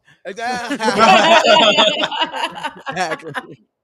But you see, but that's what makes it so important, right? Is because we talk about this all the time. We're like, look, we can never lose sight of the fact that like there are 8 billion of us on the planet right now, and who knows how many untold billions of us that have come before. And in all of that time, no two of us have ever had the same life or the same perspective on that life or what it is. Yep. And so when we talk about art being about the human experience, that's exactly what we're talking about. Every song, every note, every melody, it's going to have connections. And that's the amazing thing about it. It's all connected. So it's all going to reflect something that someone else recognizes or something someone else has done. But that unique manifestation is in itself a mirror of the unique manifestation of humanity that you are individually. There's no other you. Ain't never going to be another one. Has never been another one. So so while on the one hand, like I actually do find it very exciting to see what artists can do with AI or something like that. Yes. But when somebody says that As the a AI tool. replace the artist, Yeah. at that point the art becomes meaningless. Like we don't need it anymore because it no longer reflects on this. And so that's exactly what you were saying. It's about being able to take all these different vibrations and inspirations from the universe. One of the things that stands out so much about this music and this album, and honestly your other albums as well, Good Fight. I mean, I was just telling you about Looks like how got some much I love gems on it, that. man. That one, I mean, yeah. Yeah. And so, but one of the things that stands out that album and this is the combination of the soul music, the gospel, the neo soul, the jazz, the blues, all the musicality, that emphasis on music over beats. And what I love about that is I always love artists that feel like they are putting or keeping I'm gonna say keeping that are keeping hip hop in conversation and continuity with the rest of Black music. Because a lot of times the emphasis that we place on it commercially now, hip hop is the musical like driving engine of Black music. There's this sense sometimes it'll sit apart as if it's not based on everything that came before, or as if everything that came before doesn't matter because now there's hip hop. And in some ways, people have complained about the idea that we actually feel like we can't move on from hip hop because this is where the money is. It's saying do this. So Like what? Right, what's the next thing going to be? There is no Right. next thing. You look at hip hop. Hip hop literally is grabbing from like look at sampling. Yeah. Look at cutting up records. Look at how we got beat breaks. Look at break dancing. All that stuff has come from other cultures Yep. in music to create hip hop. And if it wasn't for like soul singers and big horn bands and gospel is the driving force to every hip hop record. Every hip hop every record. music. Okay, if you're gonna be real, every mm. music genre. Yep. Every music genre, because they all want that thing that gospel has that you can't teach and you can't touch. You just know it when you hear it. Yep. Mm. And think Yes. about every gospel song. Every gospel song usually starts from the bottom and rises you up. Yep. And you think about every good hip hop story, they all come from I was somewhere else and I'm not there no more, or trying to get out of a situation, trying to come up, finding a way out. Like optimism. Optimism is the key word, and that's gospel. Yeah. So I tell people when you listen to hip hop, you're listening to gutter gospel. Because that's gospel, bro. Like it is a Bible for the streets. But then that's why DMX was as powerful as he was. Because him, Tupac, like they're dichotomous characters, and people are that like we're not just anyone. Black Thought. That's what I'm saying. Come Like, on. Black Thought's story. You know I got to bring his name up. Black Thought's story, and then what he be spitting about, is so dichotomous. Like he was living the life that a lot of these rappers is pretending, right? Yeah. And it's like when you think about hip hop, it's like we act as though this didn't happen before. Bebop, jazz. What is that sound? What is that music? Listen to how Rakim raps. It's like a sax. That's what I'm saying. Country music, from what I understand, was created to counter jazz because of who was making it. Let's be honest. Because country is blues. That's really what it is. Country is blues. And so it's like these and things. That's hip hop. But that's what I'm saying. This is gonna come back. And you mentioned about him. Biggie raps like that, like a saxophone. Yo, they rap just like they rap like scats. You look at artists like Lettucey, Tank, all these people. They all hip hop artists. Yes. Like they hip hop artists with better voices. I think it's also like what you guys are saying. When I think about it, I just, one, it's just music. I mean, if we, to me, when we talk about music in America, it starts with black culture. Like, I mean, it's hard to argue that it's anything else, that we create the harmonies and the sounds that, like you said, continue to live on, and we recreate with them. But the other thing I think that we've, need to recognize is that I don't think that black music falls into genre. I think we sing everything. We do everything. We are everything. Right. And so like the industry is genre. The industry conversation is like, well, can Beyonce sing country? I'm like, why can't she sing country? Everybody can sing country. It's because they want to control how they monetize it. That's the thing. It's a monetization thing. If this sector over here makes a certain amount of money, we don't want this certain people in this sector. But that's okay. See, I'm glad you said that, right? Because why are people surprised that Beyonce had the #1 country album? Why are they surprised? And to your point, right? It's like only certain people can make certain music, right? For this example, as big as Drake is, he was never in a pop category, right? He was always in the hip hop category. Post Malone, what kind of music does he make? He makes the same music that Drake makes. The same music that Drake makes, and he's in a pop category. Why is that? So it's like you have to, you gotta, and I know I'm not a conspiracy theorist, but I think we sometimes have to look behind the curtain, behind the veil, and understand these things that are just woven into the fabric. Like the system's not broken; it's working the way it was designed. Absolutely. And to break free of that, and to have like albums like this that have so much musicology, in the album, that you can hear so much, like you're saying, you can hear soul, you can hear R&B, you can hear hip hop, you can hear, I want to say like, so, Motown, like it's all there. The soul, right? So that's that thing that you're talking about, the gospel has, that you can't see, you can't touch, you can't feel. We talked about that. We've been talking about that with regard to the Black family home. Like there's a soul.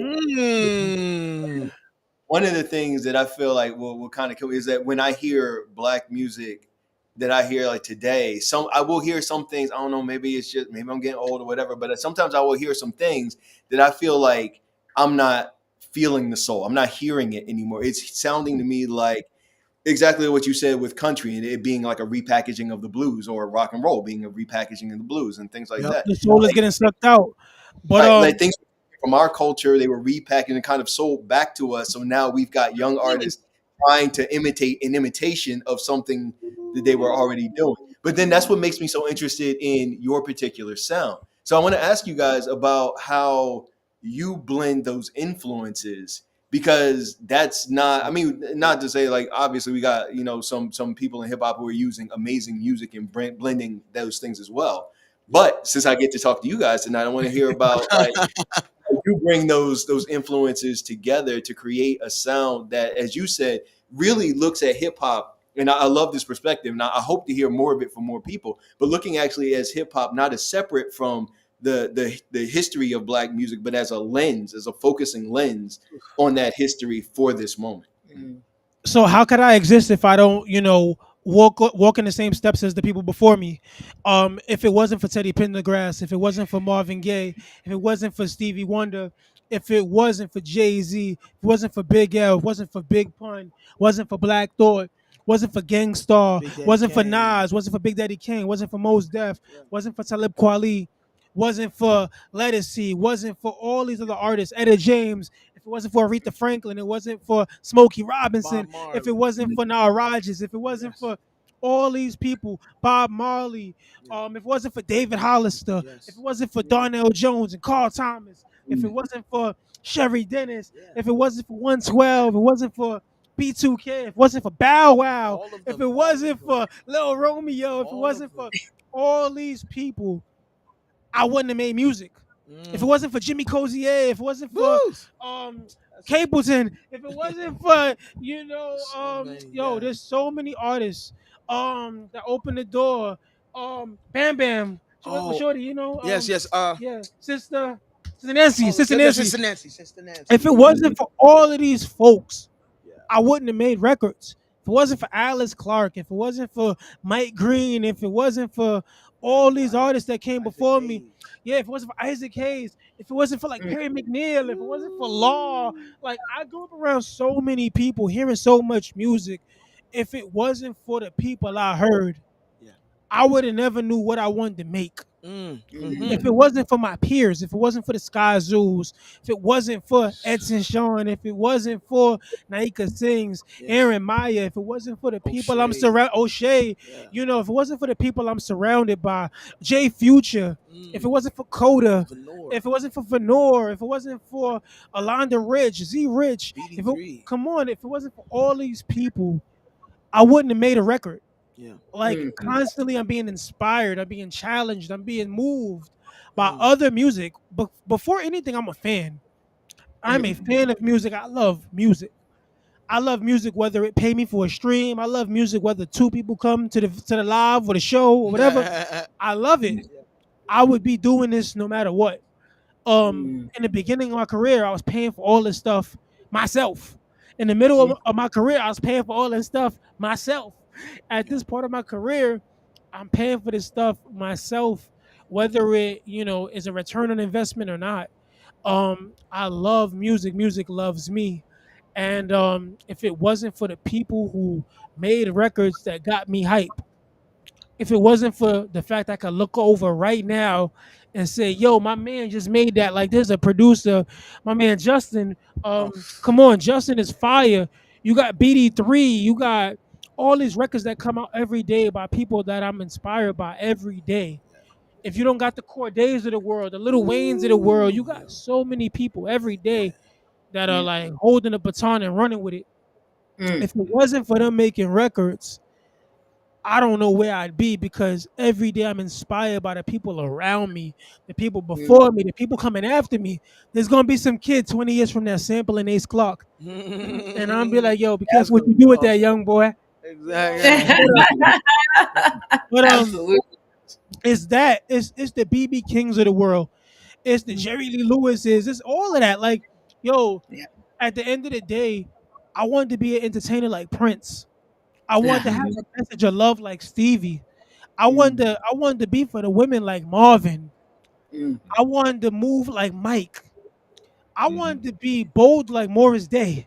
Morris Day was a bold motherfucker. Yo, Morris Day was bold. Toe Prince, bro. I wanted to make movies like Prince. I wanted to be like, let's bathe in the waters of Lake Minnetonka. I wanted to talk to shorties like that. I wanted to be smooth like Barry White. I wanted to be smooth like Barry White. Come on, like for real, for real. I wanted to be Gerald Levert. Oh man. I Mhm. wanted to be Eddie Levert. I wanted to be like Lenny Green. I Yes. wanted to be like Lenny Williams. I wanted to be like all of these cats, like the ones who covered the music, the ones who sang the music, the ones who brought us the music. I wanted to be groundbreaking, legendary. I hate the time we're in because people don't break records anymore. People don't say, Mm. "Yo, here's what I found. You should know about this." Mm. It's not Mhm. often. You got to find those real people like y'all who are like, yo, let me bring something to the table. Let me show you Mm. about something that I love because we Yeah. don't have enough of it. Yep. Everybody's waiting for somebody else to be first. Yep. And when we talk about, people that open the doors for me, if it wasn't for Tina Turner, Mm. y'all wouldn't have got a record like "What's Love Got to Do with It, Do with It." That's it, Right. though. I was copying Tina Turner Yep. Mhm. Yep. Yep. for a Yes. Yes. kid I from love. Bedside, Brooklyn, to be stealing, paying homage, getting flowers from a modern day rock star like Tina Turner. What Yeah. does that say about what I was influenced by? What was shown to me? Yes. Like if it wasn't for watching the Jackson movie, I would have never tried butter pecan ice cream because Joe Jackson was cheating in the garage That's talking right. about That's right. bring me back some ice cream. Like, yo, if it wasn't Yeah. for moments like ain't nobody coming to see you, Otis, ain't Otis. nobody coming to see you, Ain't Otis. nobody Ooh. coming to see you, Otis. Like these are the moments, these are the days and the times that have shaped my life. Mm. Mm. And the day I stopped being a fan is the day I'm cheating myself from really finding out all the dope shit that's out there because it's being made every day. You got the dime a dozens of the world. You got Fashawn. You got all these other artists out here that they may not be household names, but they household names to me. And there's a Yeah. saying that I love to say. It's like that shit went double platinum in my house because Yeah. Yeah. yo, it went I double love platinum it. in my house because there are Wow. songs and there are Wow. things that have made me love music. Think about the Golden Girls theme song. And Oh, I love love that. black culture because you go to TikTok and you got the black version. Ooh, Ooh, yeah. Right. oh, whoa, yeah. Yeah. Yeah. and and I look at us as a people. We are so beautiful and so open and so real. And Mm. we take so many things and reinvent them and recreate them and Mm-hmm. ignite them and give them life. Mm-hmm. And Yeah. this moment right here is the flowers for any and everybody who's opened the door for me, any and every person who has allowed me to hear their music, who's jumped on a song, who's collaborated, who's been a part of my journey. Because every person who's come into my life has made me this artist you get today. And every song from It Ain't No Love, The Good Fight, Black Privilege, I'm just literally, holding hands and walking on the footsteps of the people before me who allowed me, who gave me the grace to be this. Because I never thought I was the best rapper, never thought I was the best singer, but I always thought like I do got some dope shit to say, Yes. and Mhm. can't nobody Yeah. say it like me, Yeah. and I can't say it like him. Yeah. But if we come together, who gonna say Yeah. it like us? Exactly.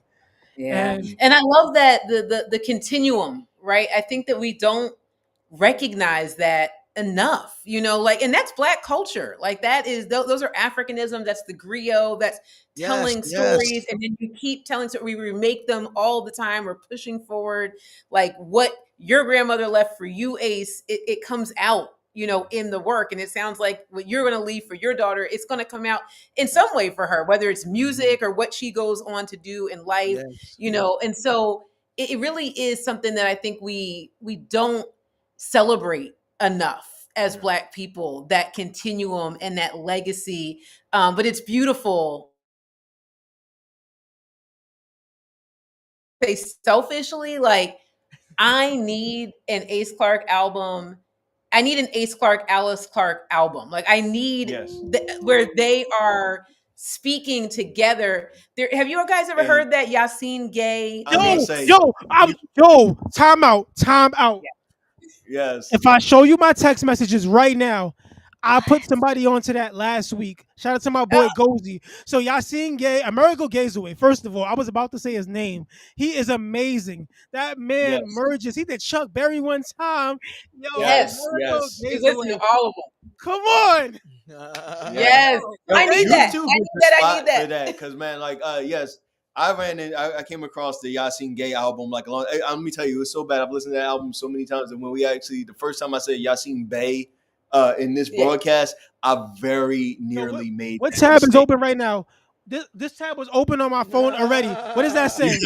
Yasin Gay, the part. That's crazy. Yo, it was Part- open because I show people this joint regularly. I'm like, you want to hear something dope? When Eric Sermon did music and he was have the Mhm. Marvin Gaye cuts, I'm like, Yes. yo, this formula right here. This formula Yes. right here, like merging the old with the new. And then when I heard Yasin Gay for the first time, I think it's like 10 years old now, It or is. Yeah. Yeah. Yeah. it's something like that. But yo, the first time I heard it, I said, I gotta make something like that. So if I make the Alice Clark album, y'all gotta get y'all 20%. Cause No, that's y'all said it publicly. but that's actually a great idea.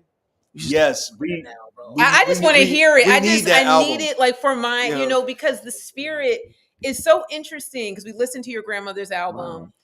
And Right there, by the I way, if y'all wanna, right there, by the way, yes, bring that up. yes, to Alice Clark, and there were things in your voice that I could hear that echo, that resonance of some of her soul music. Like you said, you hadn't even really known that she had done that, but there was still that resonance.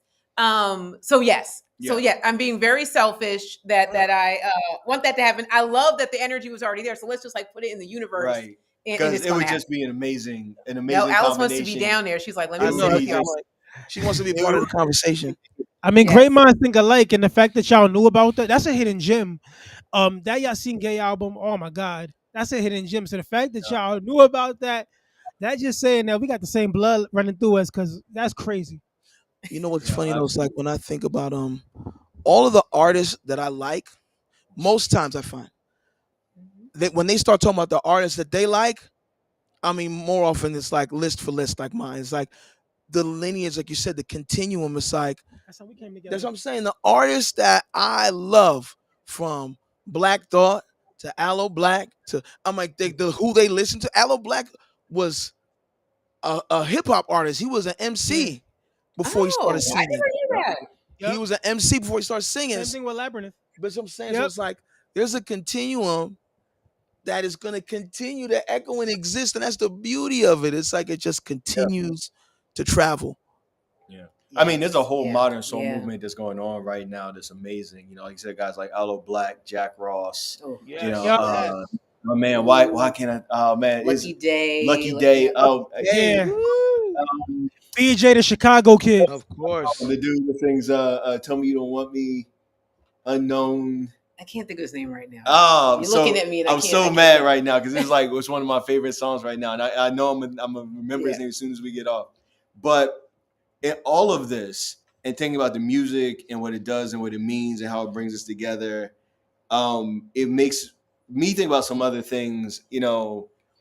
Again, stepping back from the individual song, the individual record, even the individual hearer, and the impact of things on that larger scale of our community, not just our local community, but our diaspora community, how we all fit together like as a global people.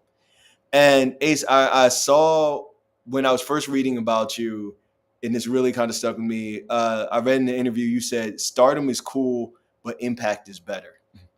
And I know that you've been working off stage, away. I don't even want to know it's away from music, but you've been working off stage to have this impact on the lives of young people in schools, really all over the East Coast. And we want to give you the opportunity to just tell anybody who might be watching, listening, who may see this in the future. Tell us about that work that you're doing with schools, this mentoring you're doing with young Black men, and how it started, what you do, how it interacts with your music, and what the aim, what it is you're hoping to do. So first I'll start with the why. 2020 came and COVID has been the killer and the birther of so many things. COVID came and I didn't want to live anymore. I was ready to check out. My daughter was 2. I was at a crossroad between leaving and staying. I'm like, I can't leave her, but I want to leave here. And it was something I wrestled with for a while. And mental health in the Black community is something we don't talk about enough. But COVID, it allowed me to slow down. Mhm. And for somebody who ties their worth to productivity, it wasn't the best time. I'm like, I'm not doing stuff I'm not worthy of living. And it was a lot of that. I can't do shows. I can't do this. I can't do that. I'm not bringing in tons of money. COVID was showing me that like I could exist just by existing. And I hadn't felt that before. I was always used to being all the things I could do for somebody, all the things I could be for somebody, all the things that people needed me to be, even when I didn't want to be those things. And in my family, I'm the one who's broken a lot of like generational curses and become a lot of things that I didn't always get to see firsthand. So COVID was a time of like real honesty. And I get to a point where I'm ready to go and I could not find any positive words. I start looking for affirmations, start looking for positive words, and there were none. Not for a black man. If you type in affirmations, you see general cookie cutter stuff, but nothing dedicated to the black man. Very few for the black woman. And I Mhm. said, I can't find what I need. I have to create it. So every day I start writing affirmations and I get to about 50. And I said, we're going to publish a book. And I said, I don't know how to publish a book, but we're going to do it. I start this book. I'm done within a month. Barnes and Noble reaches out. They're like, we want to publish the book. We'll rock with you. And I'm like, that's cool. But I'm sitting with it and I'm like, I don't want to sell it. I said, anybody who's ever needed a good word in my community, they don't go running for a book. Mhm. I say also, if you in my situation, maybe you can't afford a book. Yeah. Maybe you can't afford to get the words you need. Maybe you don't know where to look. So I said, there's two steps here. One, I got to create the book, get the book into the world. So I start buying copies of my book. I bought about 2,000 copies of my book. Wow. And I started showing up to schools, shelters, anywhere I could go. And I'm like, can I just give you some copies? Can I speak to your kids? I speak to some kids. I do a whole bunch of career days. I had naturally been doing career days in schools already and showing up and talking about music and just being in the community. But I'm like, yo, who do I think I am showing up once, giving away some books and not following up? If I give you a book but don't tell you how to use it, don't tell you how to connect with it, don't tell you the value in it, you never open it. And yeah, you met me once, we had a cool conversation, but if I don't keep showing up, do I matter much in your life? And a lot of times we need people to give us a reason to like move forward. So if I just give you the book is just the book. It is nothing but a book. So I had to become the engine for the book. So I start asking schools, can I show up more frequently?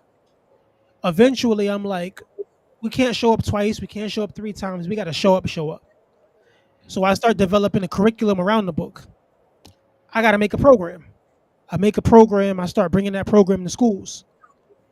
I know people aren't going to want to just give money. So I'm like, let me volunteer the program.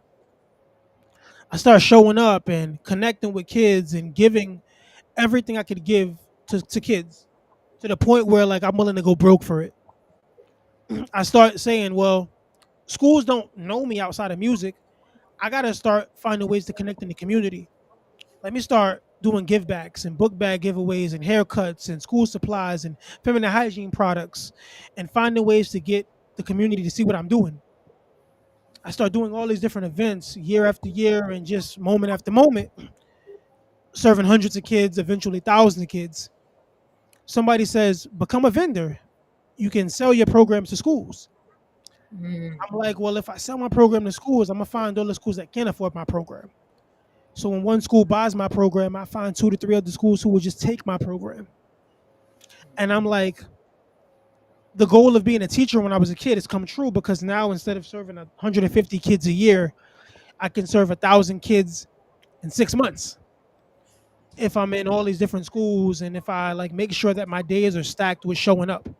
So a typical Monday for me is 3 to 4 hours going between schools, hundreds of kids at a time, showing up 2 and 3 times a week in them same schools and creating a program that now is in like 13 schools, creating a program that takes kids to the Met, take kids to basketball games, takes kids to Broadway plays, take them to Michelin star restaurants, James Beard restaurants, takes them to explore Brooklyn, explore the Upper East Side, the Upper West Side, to learn about brownstones, to learn about the African diaspora, to be able to talk to people. So I bring in mentors. Imagine a kid being able to meet the creative director of MTV. Imagine them being able to meet NBA players, to meet the head of marketing at New Balance, Yes. to meet doctors and lawyers and scientists and people in AI that are looking like them, to show them scientists, to show them lawyers, not just criminal lawyers, but corporate lawyers, to show them entertainment lawyers, to show them filmmakers, to show them people who are creating spaces for their art and for their work. And they're doing it and they're making money. Mhm. I want to Mhm. show them all the things that it took me 19 years to learn about. Mm. The first time I was in a fancy restaurant, I was 19 years old. Mhm. Jay-Z has a line on Watch the Throne. He talks about having a kid, and he says his only job is to cut the time in half. Mm. Jay-Z wants to show his kids everything he learned at 24 at 12. Yes. So I said, Mhm. why can't I show that to other kids, not just my daughter, but the kids Right. she'll be surrounded by? Right. Yes. I said, let me go to a school where there's 7 and 8 and 9 year olds who my daughter will become in contact with some way, shape, or form throughout being in the community. I gotta impact those kids. Those are the kids my nieces and nephews will be around. So I started taking a very personal approach to the father on the block. The one father on the block. I said, I'm not one father. I'm the one father on the block, the one father in the classroom, the one father for this school, for this neighborhood, for that neighborhood. And whether I'm stretching my work to the South Bronx, Bed-Stuy, Brooklyn, Canarsie, or going to Connecticut, or going to PA, or going to other parts of Jersey, going to Delaware, wherever I'm wanted, wherever people will take the work, I'm here. And this ain't a rich man's sport. It cost me about $12 a copy to print my book, and we're not giving away one book. We're giving away thousands of books. Yeah. A song will last 3 minutes. My real legacy is going to be all the things I do outside the musical realm, outside the stage, because those are the things that will impact the babies. Mm-hmm. And when you impact the future, you already set us up for success, because we don't need every kid in a tablet. I want kids to feel physical books. I want kids to go and say, yo, I didn't know I could eat here. I didn't know this kind of food existed. 3 weeks ago, I took a group of kids to try octopus for the first time. I took a group of kids, they tried zucchini for the first time. I showed kids, yo, here's a mocktail. Mm. And these are the experiences. When you take a kid floor seats to see a game and he's like, yo, we can touch the players. These are the moments that'll have a kid saying, this is what I want for my life. How do I do it? What do I have to do to get it? Because that experience, I'm chasing that. We talk Yeah. about chasing a high. Think about the 80s and the 90s. We were chasing a high. I'm here to show them a new high to chase. There's so Mhm. much in this world for you, so much that you can have, so much that you will have. Yes. But you have to be exposed to it. And the greatest thing we can do for our kids is give them exposure and give them access. Yes. It's one thing to know about something. It's one thing to be able to grab it. Mm. So this work, like my musical work, is a labor of love, something that I make intentionally to outlive me, to outlive my kids, to outlive his kids, and then making sure that our kids and our kids that come after have ownership. Yes. So Mhm. when you build these companies, like your company, when you build companies like my company, these are things that show the kids become bosses, Yeah. become the laborer, become the infrastructure, become the worker. Bill Withers started his career in his 40s, Yes. Yeah. Mhm. and it is never too early. It is never too late. Yeah. But if Mhm. we Yeah. don't show them the way, they won't know the way. And if we don't show them to be bold and be ballsy and be creative and to chase it, Yes. and that there's a space for them to make their own table, they will never make their own table. Mm. Mhm. I got Yeah. tired of Man. making millions of dollars for other companies. Mhm. Yeah. It's time to make millions of dollars for my company so that my kid could see how to make $1 million and Yes. then show Yeah. 10 other kids how to make $1 million. Yeah. So that's the goal. I, I think it's one of those, it's beautiful. Thank you so much for sharing the story and what you were going through, and then how you were able to, with in working with others, you went through a transformative experience, helping others then go through a transformative experience. I don't think people understand how hard it is to be in a room full of kids, especially teenagers, and to be able to get that connection. Like, it is very difficult, challenging work. And we talked about this before. I used to work when I first started, when I was like in my 20s. I worked for the Defenders Association of Philadelphia, and my job there was working with kids in juvenile justice. And Mm. I was like 20, 21. A lot of these kids were only maybe 5, 6 years, younger than me. Wow. And I would hear, the experiences of these kids coming back in and out of the court, when we're trying to understand, like, what's going on, like, why are these kids going in and out, like it's, a wheel. And just talking to them and finding out, like, their lives were like harrowing. They were going through stuff that it was like no one should have to go through this. Like, it was crazy stuff these kids are going through, have gone through. And one of the things that I did was I created a program. I like asked my boss at the time, could I get a little bit of money, because I wanted to go teach some of the girls who were in this jail. Basically, it's called the Youth Study Center in Philadelphia, and do like poetry, just do poetry workshops. I think they gave me like $100. I remember going to the dollar store. I went to the dollar store. I got like pens and pencils and crayons and books, little booklets and everything. Brought it to the program, and we would listen to Jill Scott. And Mm. Really?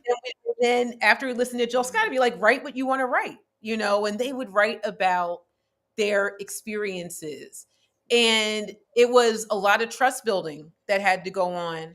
But some of those kids from that program, for the first time, saw someone who looked like them, who went to college, saw someone who looked like them, who cared enough to be there and come back and be there again. And we saw some of those kids take a different trajectory. So I know that the work you're doing is impacting lives, is saving lives, is going to take those kids in that program on a new trajectory. Because one of the things that matters so much to kids is that somebody actually cares to even sit there in the room with them, to hear, to share, to be there. So, like, and I know you're not even a person about the accolades, but like, I applaud you so much for what you do, because it's life-changing work. It's not the work that people, get awards for all the time, all of that. But it's the work that, that there's going to be a kid that goes on in a whole different way because you're doing this. So, man, I love it. I hope people check out the book, the affirmation book. We have the ad, here. Get it at Barnes and Noble, because you're supporting ACE and doing and continuing to do this work in the community, which is so powerful. You And said a I'm real curious. thing, real quick. How can a kid care about what he's learning in school if he doesn't have a coat? If he doesn't have food in his stomach? Mm. 80% of the kids I support are housing insecure. There are times where a kid hits me up on Instagram and he's like, "Yo, we ain't got no food," and I'm sending Instacart to a shelter. And I tell people this all the time: if we don't help the real human parts of their life, nothing we try to teach them will stick. Absolutely. Yeah. You have to show up for the human. And I urge everybody out there to show up for the human part of everybody. Yes. Everybody needs a little grace. Everybody needs a whole lot of love right now. Everybody's going through it. Mm-hmm. Everybody is going through it. I don't care how much money you got, how much money you don't got. Everybody's going through it. Yep. So I urge you to think about what everybody's going through and just try to be a little more cautious in how you move with people, because these kids out here is fragile.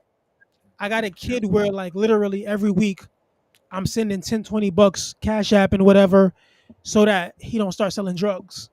Yeah. Because I watch him on IG, on Instagram, and his post, it's 4 o'clock in the morning. He's 12. Why is he outside?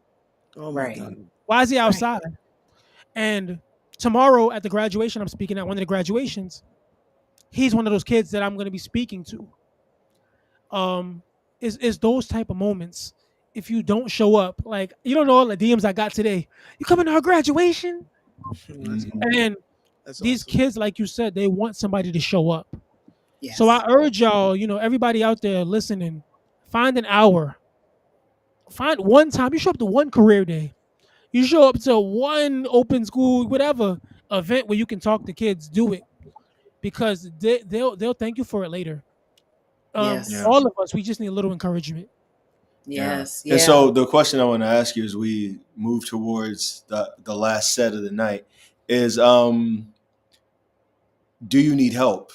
Mm. And where and how can people connect with you to come and help with your curriculum, with your career days, with the efforts that you have? Because I know you're covering so many schools right now. I know some educators in the Philadelphia area I want to put you in touch with, but I know that there's a lot of people in the schools, out of the school system doesn't matter, but there are people who are going to hear this and go, I don't know where to start in my community, but if I can connect with this guy who's already started in his, and maybe he's in my community and that can give me a chance. So where Wow. where can people reach out to you? Please, everybody who's tuning in, find me on social media, Ace Clark Music across everything. Um, Literally, I don't have special sponsors and backing. I take everything I make from the work I do, and I make sure 80% goes back into kids. Mm. I am not a rich man by any measure, except in the heart. 80% of what I do goes back into kids. I'm living for something bigger than me.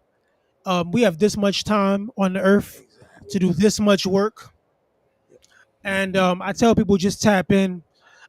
It's not always monetary. Showing up to a school for me for a career day works wonders. Donating food to my kids, whether you want to sponsor a day at Domino's or you want to send some fruits and vegetables or you want to, send something, that's fine. If you want to come out to a school and, help me throw an event, those are things that are, really, appreciated. A lot of people ask for money. If you want to give that, we will take it. But I want y'all to come and just be human with us. Come connect with me and my kids across whatever state I'm in, whatever borough I'm in, because your time is the most valuable thing you could give. And it's great. I got links where you can donate on my Instagram if you click my story or whatever, click my bio. But I would rather you guys come and just connect, build. I would love to know of schools that are looking for great programming. I know tons of programmers and facilitators. He does a music program. Edson Sean does a music program. Nice. O'Shea does a music program. There are people in this community who are working to really show up for kids. I would love to be able to buy instruments for kids because Mm. bringing music back to schools would Yes, solve so much. man. So Creating home ec programs would solve so much. I'm working on a book. The book will come out within the next year. 75 recipes you can make without a stove. Oh, I told you interesting. most of my kids are housing insecure. I got Yeah. kids who don't Yeah. got access to a stove. We have to create things that allow kids to survive. So Yeah. what I ask for everybody watching is follow me, tap in, like, share the stories, share the work I'm doing, because the more people that know what I'm doing, the more reach we have and the more access to resources we have. I'm not in this for no type of dollar. I'm Yeah. in this to really transform lives, impact.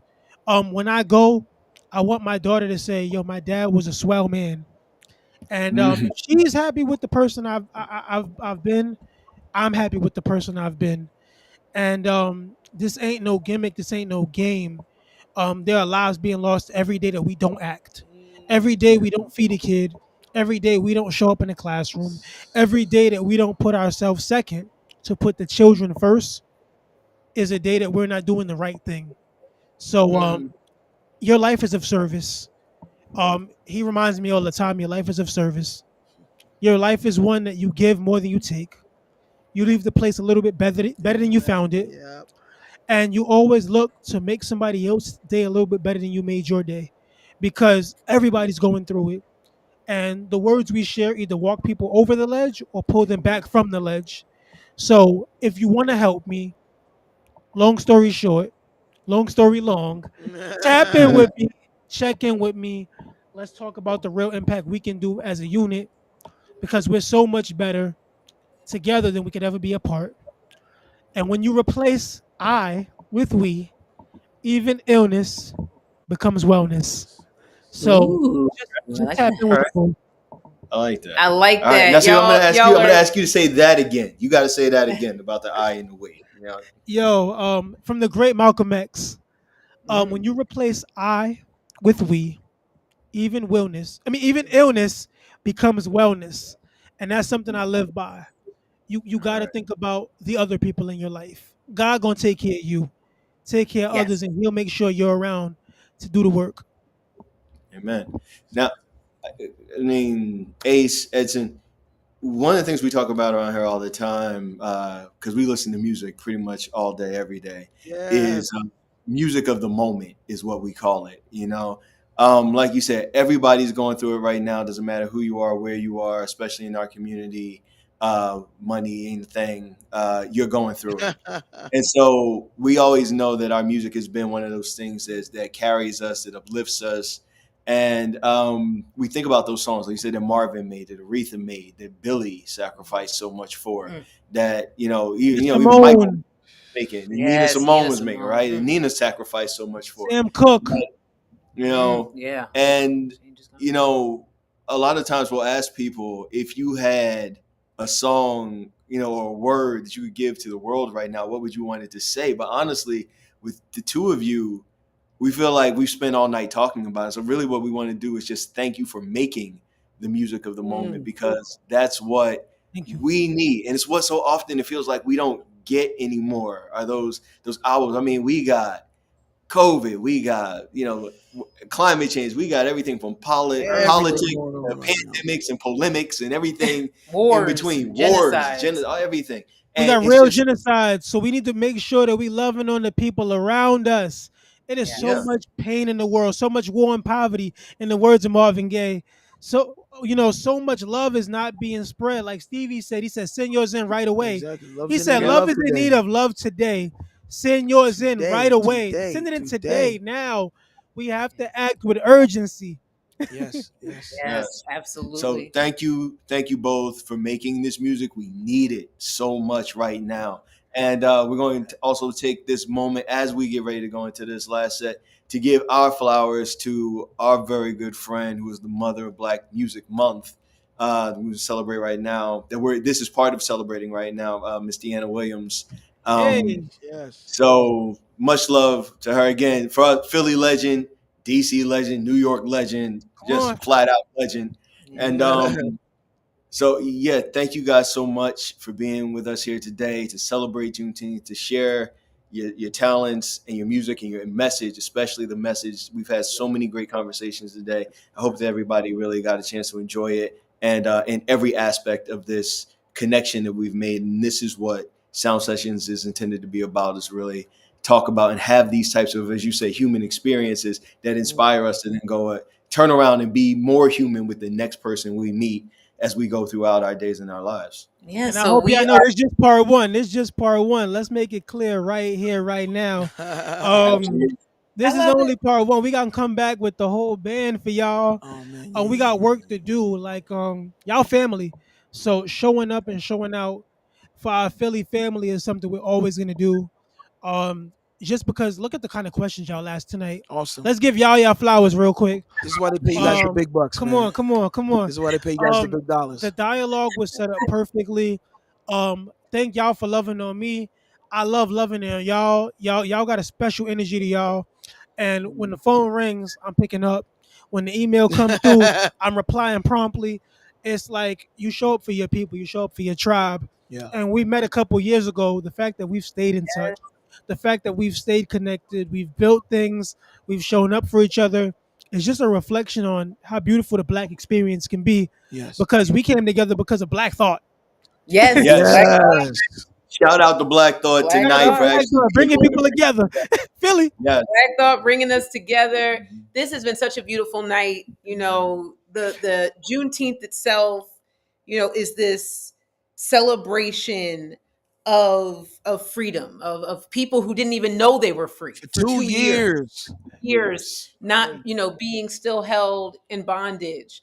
Yeah. And I think that, we just had such great conversations. I know the ancestors will be proud.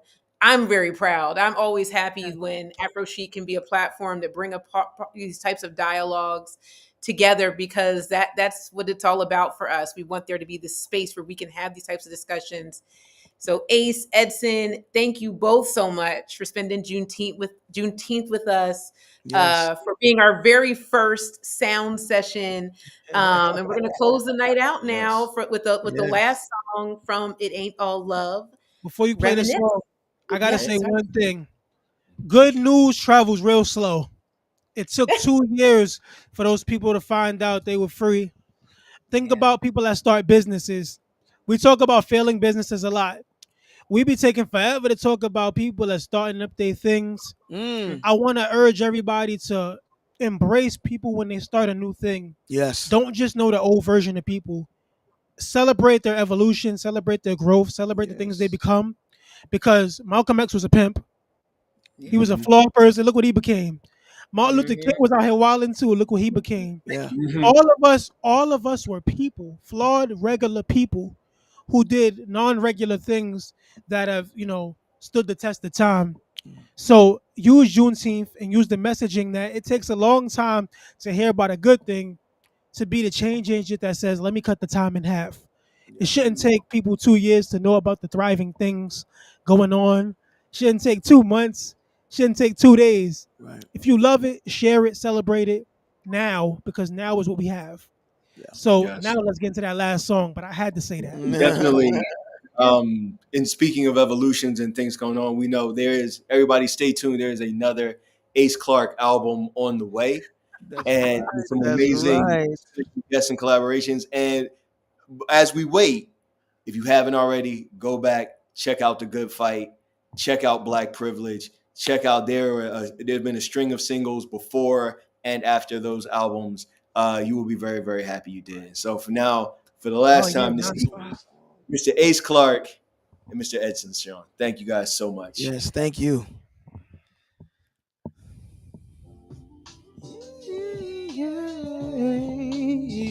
Oh yeah, yeah. Oh yeah, yeah, yeah. Ooh.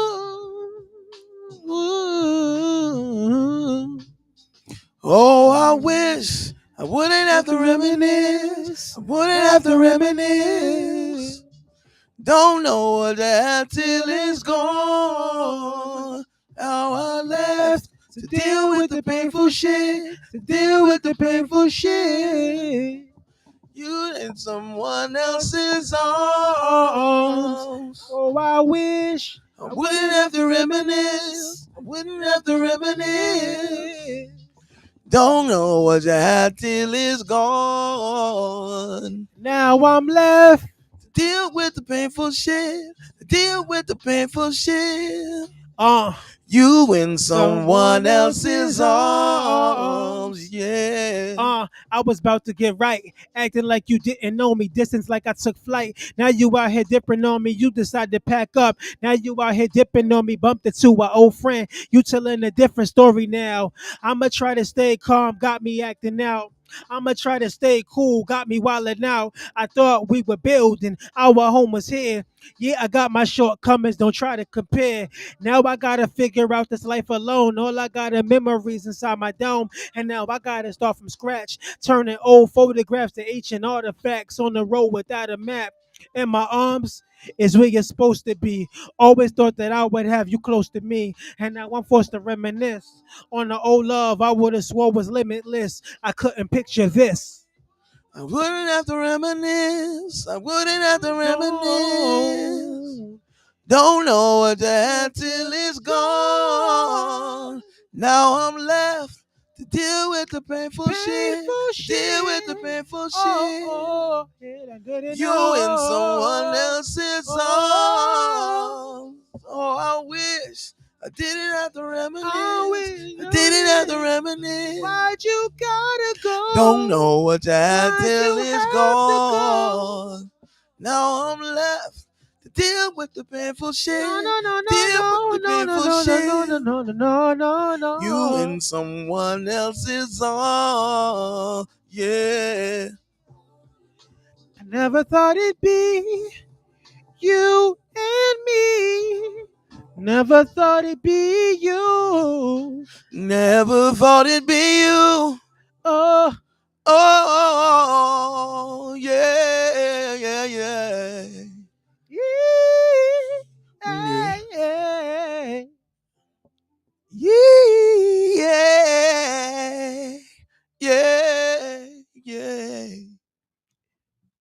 Na, na, na, na, na, yeah.